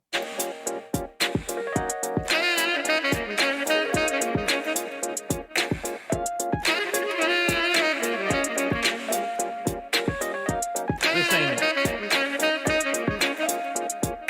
I don't have time for this, and I don't have time to date you as a girlfriend. And if I did, we would already been through. 'Cause I don't know who I'm gonna be dating in this room. What do you think? No one knows, Mike. No one will ever know. Does it come with a lyric sheet? Because I'd love to hear what you think you said. Listen to the chorus. It's you. I ain't got time to tell. So I'm gonna bounce and leave me be. And y'all can pick this up for me. Don't try to get me a ultimatum, 'cause it ain't ever gonna get in your way. I'm just trying to Is this Cajun gibberish? Dude, Is- I can't tell I can't even tell where either. this accent is coming from. It's It's so muddy. it's got. I think it's I think there's Cajun in there. I heard a little Cajun. And Bo Daddy Harris, Bo Daddy. That sounds Louisiana. That could be a little swamp person. Maybe we nailed it again. We figured out, Native American reservation slam dance. Now we just figured out Bo Daddy is a Cajun gibberish talking fool. Maybe is that what we did? I think that's what we did. Is this Cajun white mumble rap? Maybe that's what it is. One more. Well, I'll give it one more listen. do sometime. And if you don't mind,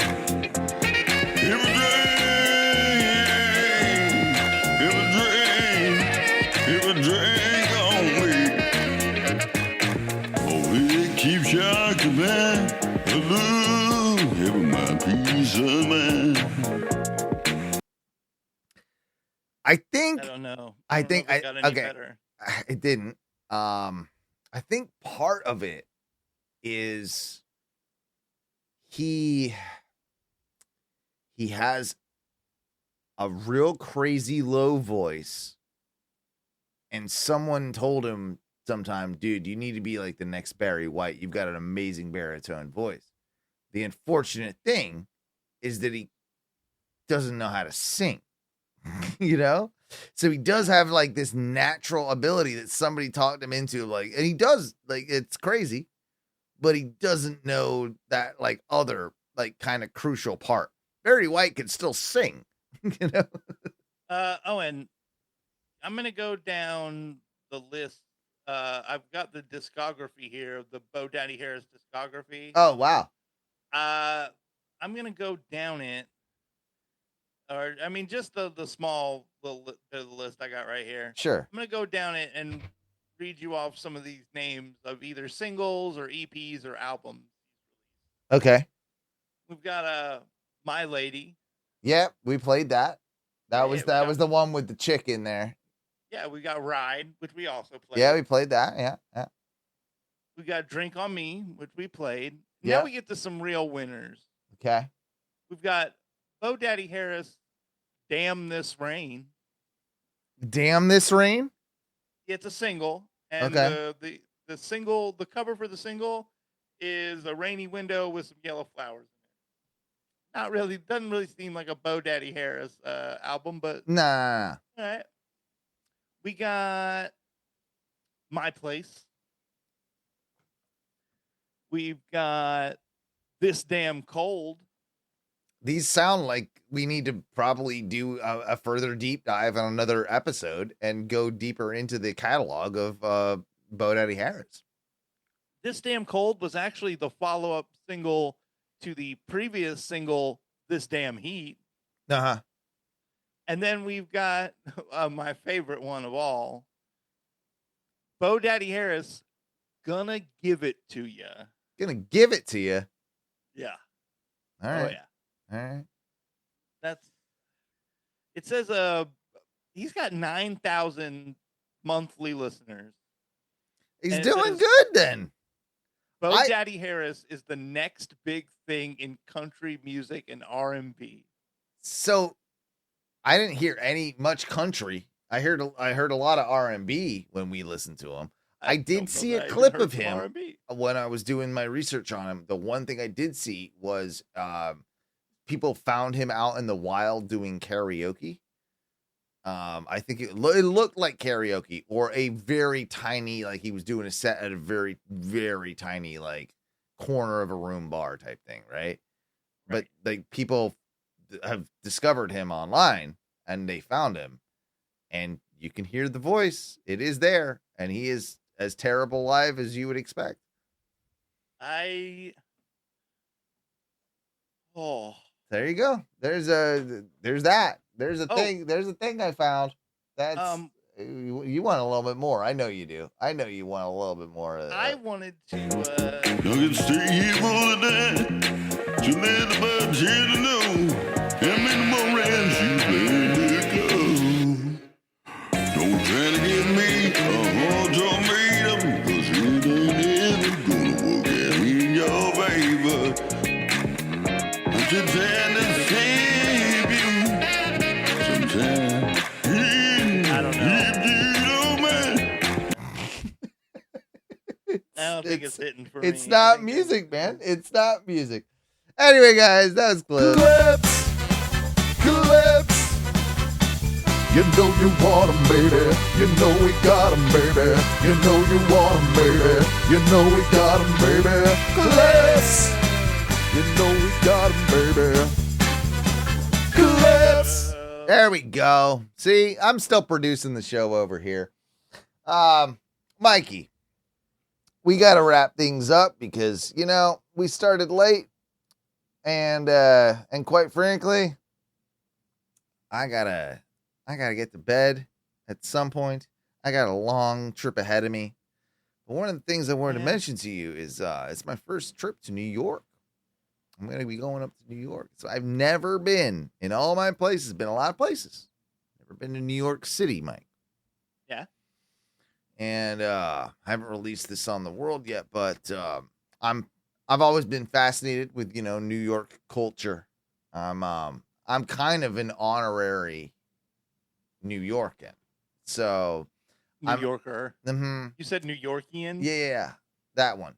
Who are you, LP? And I feel like I'm gonna really connect with my people when I go up there.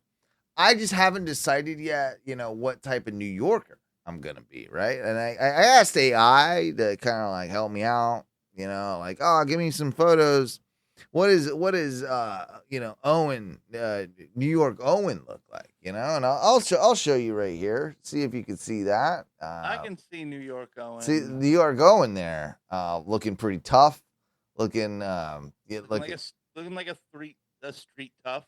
Yeah, look, and then I got this one here. What about this one? This the other one that they came up with there. I like that your beard gets thinner.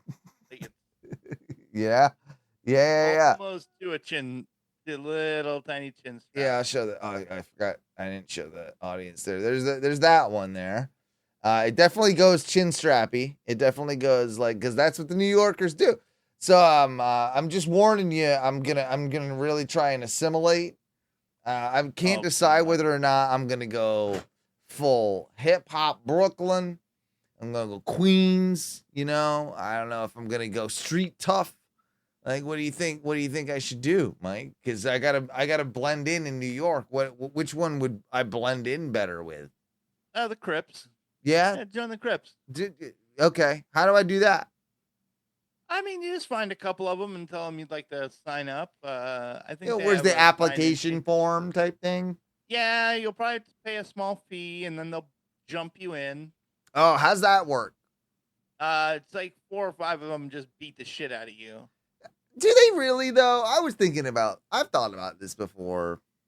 I don't think they do. I think they just give you one good, like, whack each, and then they're like, all right, we whacked them good. Like, we all got a whack in, you know, but they pull it a little bit. They're like, if they like you enough, they want you to join. Pull some punches. Yeah, I think they pull them a little bit. They scare you. I think they give you like, you get a couple in the gut. You get a couple in the head. Like, you do get rough. I'm not saying you don't get punched, but I don't think they like beat you to death, you know? Because why would they do that? That's bad marketing. Like, at that point, how are they going to get people to join? Well, that's why I've always wondered, like, why jumping into the gang was like the thing to do. It kind of puts the dude who is now the new member of your gang like out of commission for probably a couple days, if not a couple weeks. Yeah, that's what I'm saying. Like, you just hired this new dude. Like, why are we gonna, scare him off right away? Yeah, that's what I would think. I don't know. I don't think it's just. It doesn't seem like it's a very good idea to start right away with. If they do something wrong, if they don't follow the rules of the gang. I agree that you do need to follow the rules. Well, I mean, why have rules in a gang if nobody's going to follow them? Yeah, I mean, that's like the number one, like, hey, like, that's the number one thing you do when you start a gang, right? There's rules. Make sure everybody's going to follow the rules. Yeah, I mean, I've been making sure you guys follow the rules for years. That's what I do. Listen, dude, I just try and stay between the lines. Speaking of gangs and gang culture, why are silver chains or chains back now? Remember one of those chains that everybody's wearing now? You know what I'm talking about? They were big in the 90s and now they're back again. And I don't know if I like it, but even like rich people are wearing them and stuff, and then non-rich people are wearing them. Ball necklaces? Not balls. Like, they're like little chain. They're chain link, but they're fat. Like, and they're like, let me see if I can find an example of this. Let's see. I don't know. 90s chain. It looks 90s to me. Not 90s change. Fucking autocorrect. Fuck you. I don't know. It looks 90s. Yeah. Okay. I got it. This shit. Like, see that silver one? Yeah. I know. You know what I'm talking about? Have you noticed those like came back? Like, I've noticed quite a few people like whiteos, like regular like people, like they're wearing them now. I'm like, I don't know if I'm down with that. Like, I was already mad about the baggy pants and shit coming back, like the Jinko kids, like that. Those look terrible. Not a fan of those. I don't like this. I don't like the baggy I don't like that aesthetic, and I don't like that it's like trendy right now to be all baggy and shit. It'll come back around. It is what it is, but the chain is where I draw the line. Yeah, no, they're it's like the flattened out chain link, but yeah, it's a Cuban link chain. That's what they call it. Yep. I don't know it. But they are back, and I'm not super happy about it. All right, so you're with me on that one too. All right, that's good. Yeah, that's good. We're on the same page. Last thing before we get out of here, Mike, you need to update the people that you're moving into your first solo apartment.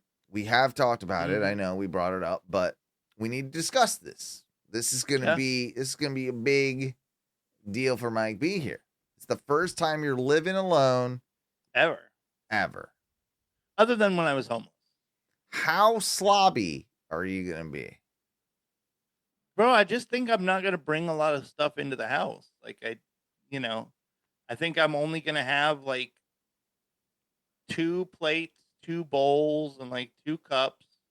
So I don't have a dishwasher, so I'm going to have to, like, just do all my own dishes. I don't have a dishwasher. Lived here for 15 years. It's fine. I cook meals. I wash the dishes like a human. I'm not used to that. I've only machine washed dishes for years. You are a weakling then. You need to. No, it's just I work in a kitchen and we have to have a washer. We have a. Yeah, well, you're gonna have to just start scrubbing, aren't you? You're gonna gotta get yourself some Dawn, and you're gonna start scrubbing because you can't live with just no dishes and no pots and pans. You can't just do that. You're gonna be like, oh, I wish I had a second pot for this when I'm cooking this meal. You're not going to have the second pot because I only own one of everything. Fuck you. You're going to need the extra thing, and you're going to get it. I'll have extra pots and pans because I have those. All right. I'm just talking about like what I'm gonna eat. I almost considered going the full disposable route, where I only have paper plates. Okay. I only have plastic forks and knives, and I would say that that's a terrible idea because those are super expensive now. Like if you go and buy yourself a 96 set, I did the other day. You know how much that costs? That's 96 spoons, 96 forks, 96 knives. You know how much that costs?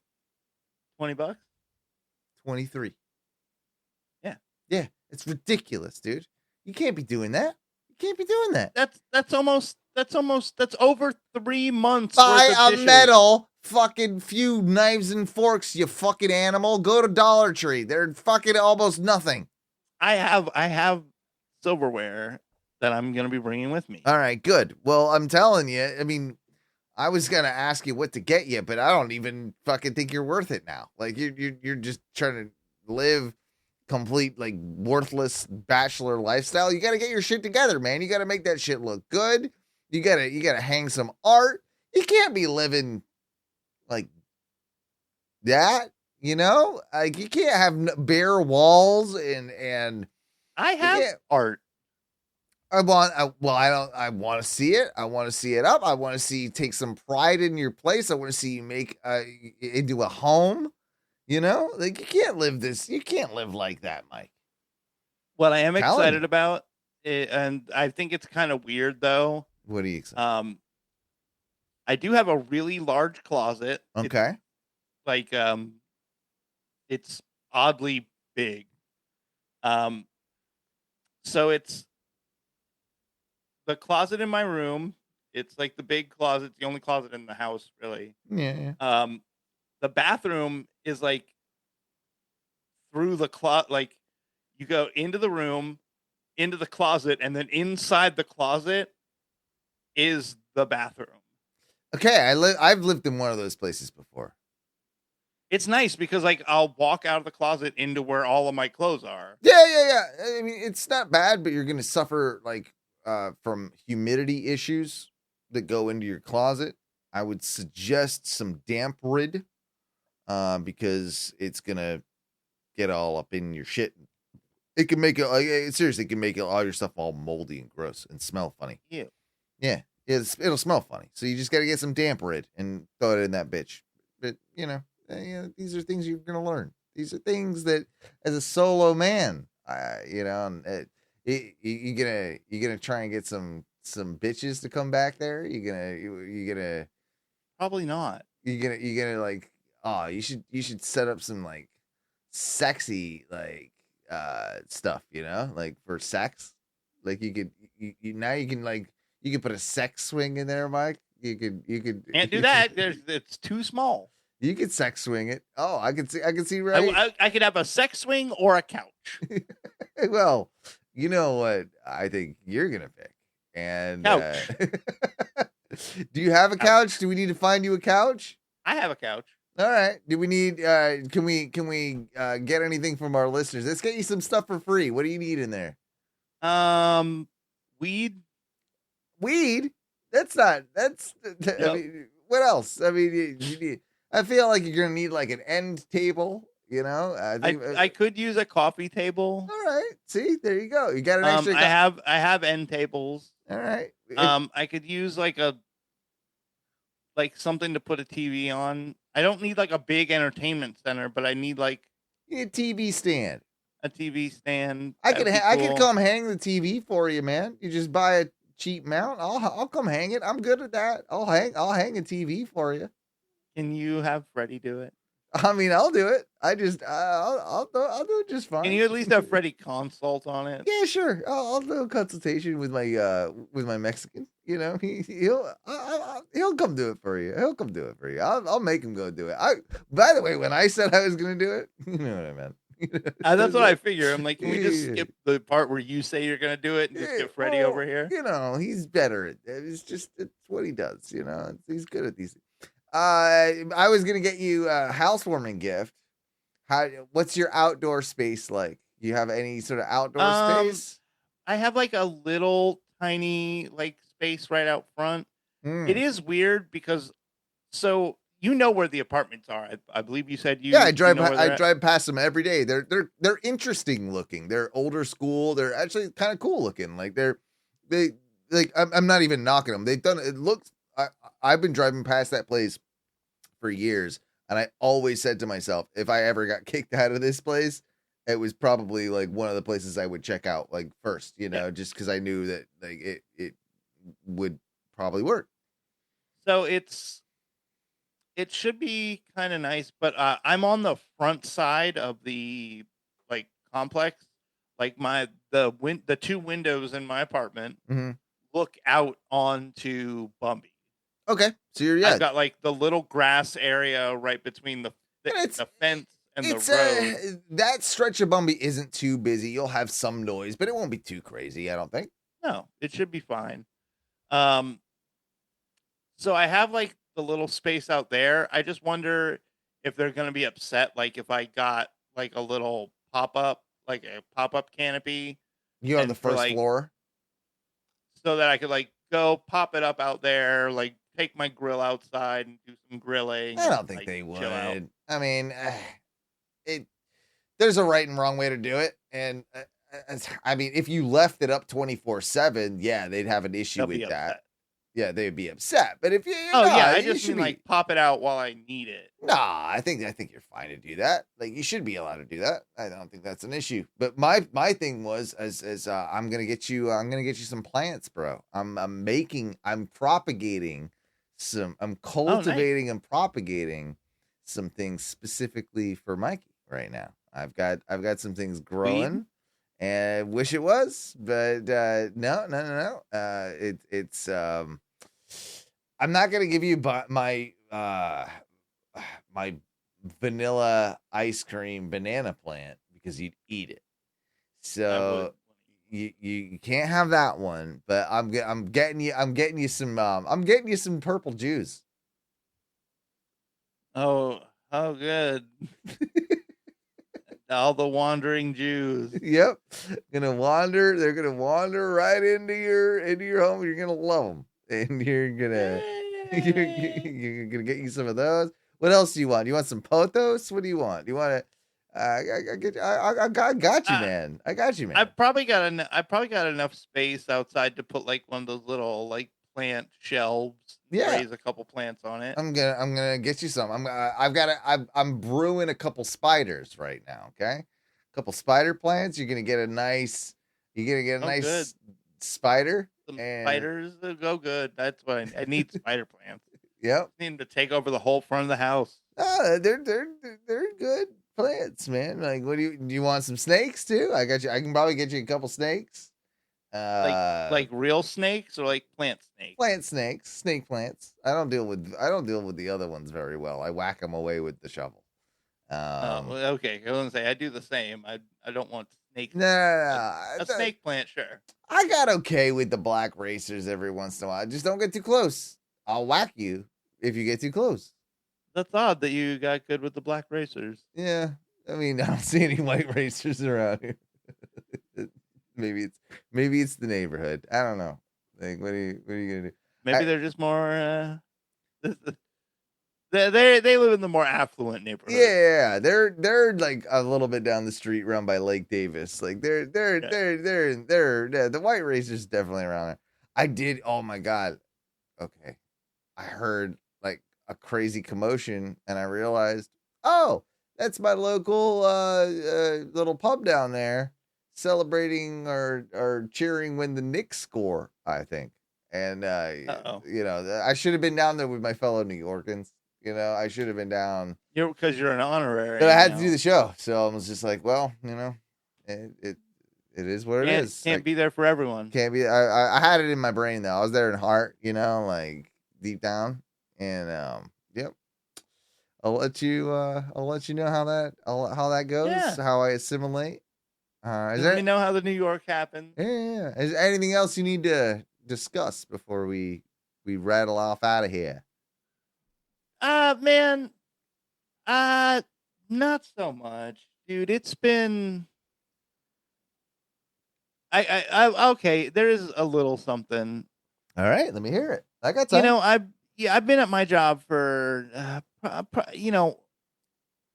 we'll say 10 months now, you know, uh, and they this week and last week they've had me at a different store just because their staff they have staffing issues there, and They fucking they you just, around, Mike? Are they fucking you around? it's not fucking me around because I'm still making the same amount of money, and it's at least right now while I'm still at the old apartment, this location is actually just a lot closer. Yeah. But everybody there kinda sucks. Are they? Not as people. They're good people. They're just not good at making pizza. Sure. And not good at how is the customer service? How's the whole could be th- yeah. a lot of the young people just have a hard time like caring about being good at their job. They don't care. So what's the difference then between the locations? Why would it be different in the other location? I think it's because Curry Ford gets a little more business, so the people there are making like more money, whereas Maitland's a little slower. And I thought you were going to say the other way around, by the way. I thought it was going to be like, oh, they're all spoiled rich kids that work for me over there in Maitland, and the other ones like are more, no? No, well, the spoiled rich kids don't want to come work there. It's all poor young people. It's all poor young people. Yeah. But no, it's at both locations or no? I mean, both Pizza Brunos are mostly like not super affluent people working for them. I mean, I guess it's any restaurant at this point, right? I mean, that's the thing. Occasionally, you would get people. I remember back when I was younger, like occasionally you would get like a guy who was pretty well off. Most of them were serving. A lot of the guys who were well off weren't cooking because it absolutely sucked. Yeah, you're gonna find that like higher end in like the customer service side of things. Though, like, oh, he's so good at his job, he just like gets great tips and like it. Yeah. So it's just a lot of these. It seems like a lot of people nowadays just when you like we had a kid today. Are you about to old man just no one wants to work? No. I had a kid today and he was working and he was like, yeah, he's like, I'm excited. He just moved slow and he moved like he was frail. He's like a 20-year-old kid who moves like an old man. All of them do that, man. I've seen that.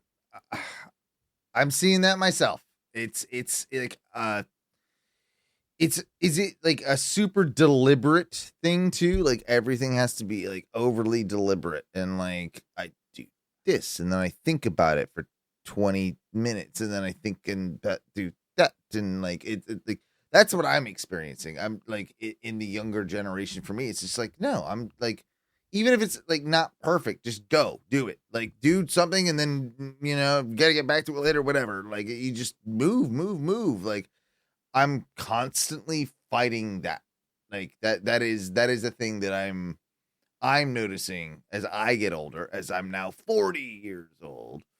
Like why is everybody so slow that's younger than me? Shouldn't it be the other way around? Shouldn't we be the ones that are slow, like to the young kids?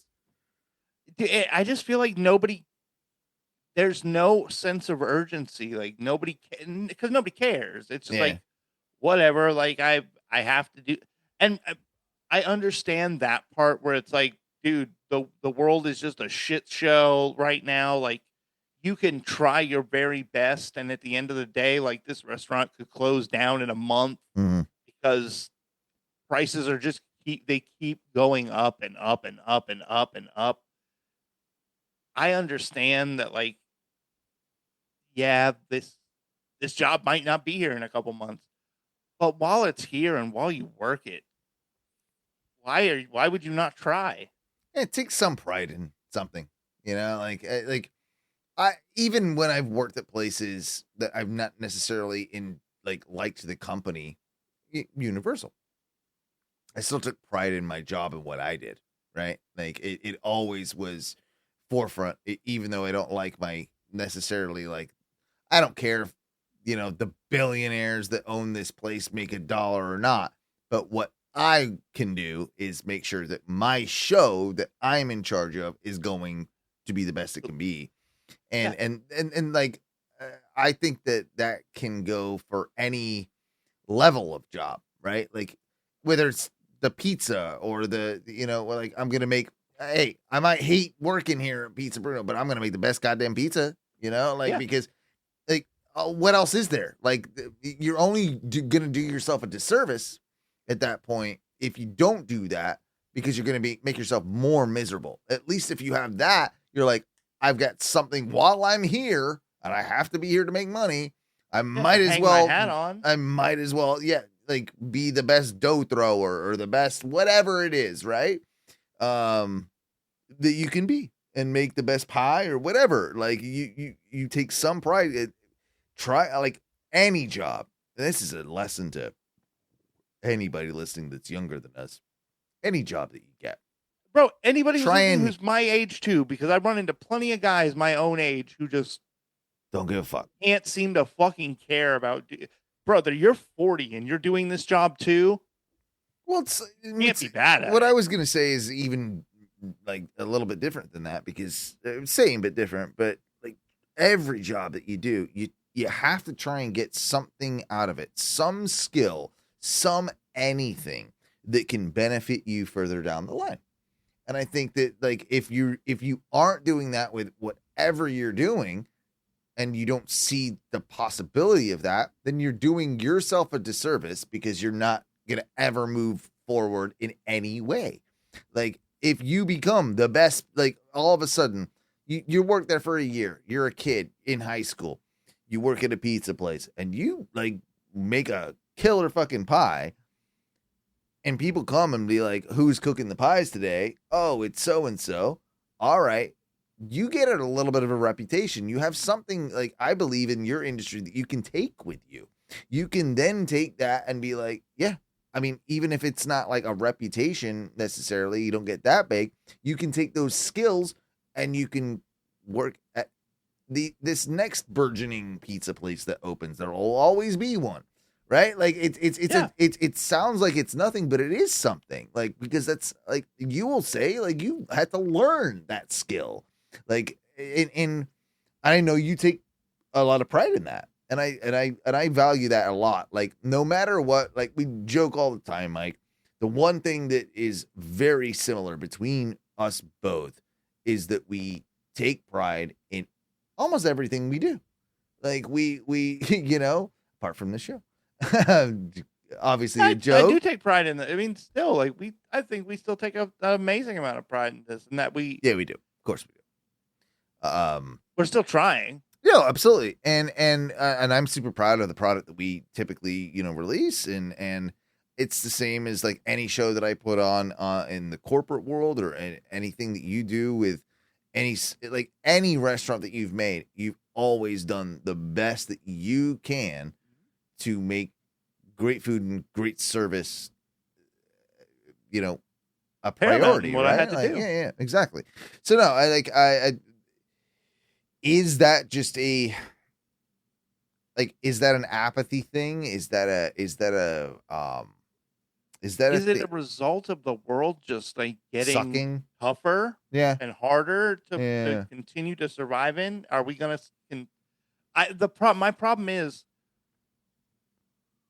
we're starting to get this weird with the economy being so poor. We are starting to go back to the era of when I first started, where there are more people applying for the jobs I have than the amount of jobs I have to give out. Mm-hmm. So people are starting to see that, dude, if you start slipping, I'll just hire another person and we will keep throwing people at the wall until one of them goes, until we get one of those people who goes, oh, I actually wasn't lying when I said, like, I take a lot of pride and care in my work, and I'm going to make sure I do a really good job. No, it's interesting. I feel like when I started in my industry, we almost had to thank our employers for, oh, thanks for giving us a shot, right? Like, yeah. Now it's, you should thank me for being here. And it's the literally the opposite mentality of what I came up with. And I still think that there is, as again, you don't have to love your job, you don't have to love who you work for, but there should be an element of number one, again, that pride in your job, but number two, like, they're paying your check, you know, like you go in and earn it. Go in and, like, earn it. Yeah, and don't have to be babysat the whole goddamn entire day.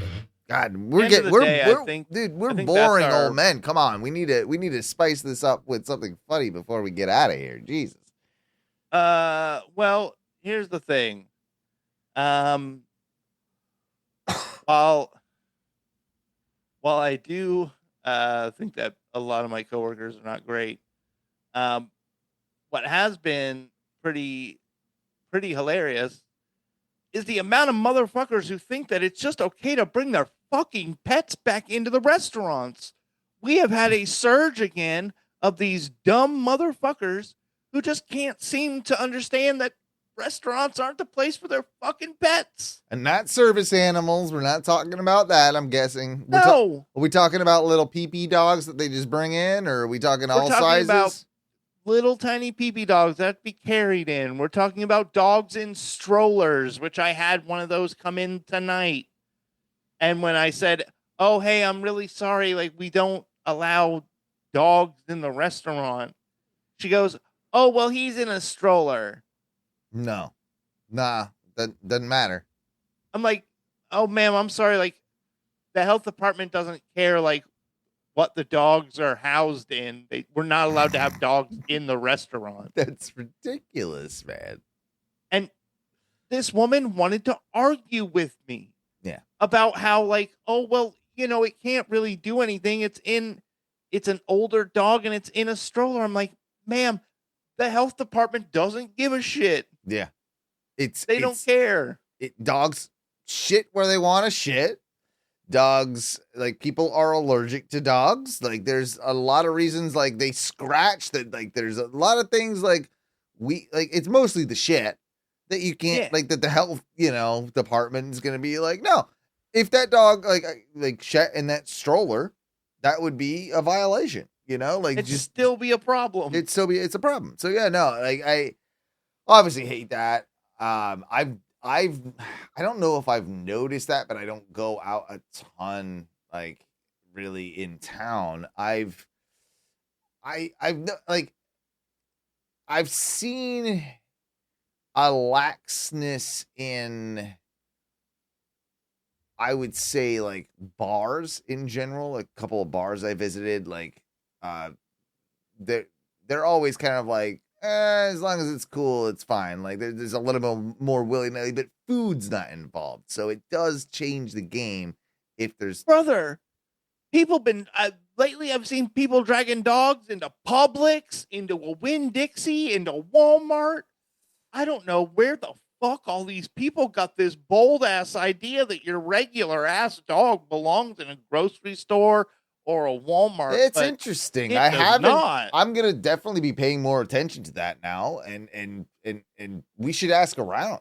We should ask around, see if other people are feeling the same way, because that is a real weird thing. Because I thought we got to a point as society where we had figured that one out. You know what I mean? Like that seemed like a couple years ago. That seemed like we were pretty dialed in on that one. Yeah, man, you take your dogs to places that have outside patios, or they don't get to come. That's really the long and the short of it, brother. If you have to go inside the building at all, don't bring your dog. If I can't, I love dogs. If I can't smoke there then I don't need a dog next to me either, stinking up my food. You know what I mean? If I'm sitting down eating outside on a patio and I can't smoke there, no dog. It's both or none. Like, and your dog gets the same second hand as mine, as you do. If I'm allowed, you know what I mean? I think that's the rule. Like, I that's think that'd the be rule. a fair enough rule. If you can smoke there, you can take a dog. You can take there. a dog there. But no smokes, no dog. No dog. No smokes, no dog. Is that the name of the show? No smokes, no dog. And listen, dude, you guys know me. I love dogs. Yeah. I think they're I do too. I think they're I do awesome. too. Amazing creatures, dogs. Amazing creatures, dogs. Nobody loves dogs like I The love best dogs. I only have the best dogs. Beautiful dogs. Playing on the White House lawn. In the UFC arena. The queen's got her dogs. The queen's got her dogs. She's got the little terrible dogs. The queen's dog. Terrible dogs. I wouldn't get a dog like that. Would you get Terrible a dog country, like that? England. Not like America. Beautiful. Bigger, a lot bigger. Better. Sorry for that Trump interlude. I don't know what happened. Hey, we both did. I was feeling it. But yeah, folks, man, just leave your fucking dogs at home, please. I want to enjoy your dogs in spaces where the dogs are meant to be, where they're not a problem or a nuisance. I don't want to be around. Like, I almost feel bad for the dog too when it's in a restaurant. Everybody's eating and like it can't like eat, and it's just like, I want to eat so bad. Like, I feel bad for that dog. Like, but I also don't want to smell a dog next to me while I'm eating. You know, like, and yeah, you could say, oh, he's bathed, he's good, and all that sort of stuff. And sure, like 99%, I don't care. That's fine. But you have to make the rule, because if you don't, then you get nasty, mangy, smelly dog sitting next to you while you're trying to eat your goddamn ham and cheese. I don't know why I'm ordering ham and cheese at a restaurant. I mean, I'm just I'm eating a goddamn, stuffed chicken thing or something, I don't know. Okay.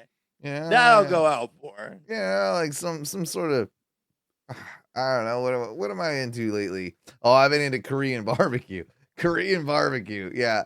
I don't want to smell a dog while I'm eating a dog. While I'm eating it. God damn it, you beat me to it. Got you motherfucker. You want it funny. I'm delivering the funny. I got it. There you go, T. I got my jokes in for you. All right. It's time we get out of here, bud. Okay. It's late, man. I gotta fucking go to New York and shit. I know. Go to New York. Leave us all here. Become Big City Owen. Well, I got sales meetings and I got other sales meetings. Are you gonna start selling Tom and Dan on New York companies? I mean, I might. It's a bull market. I heard.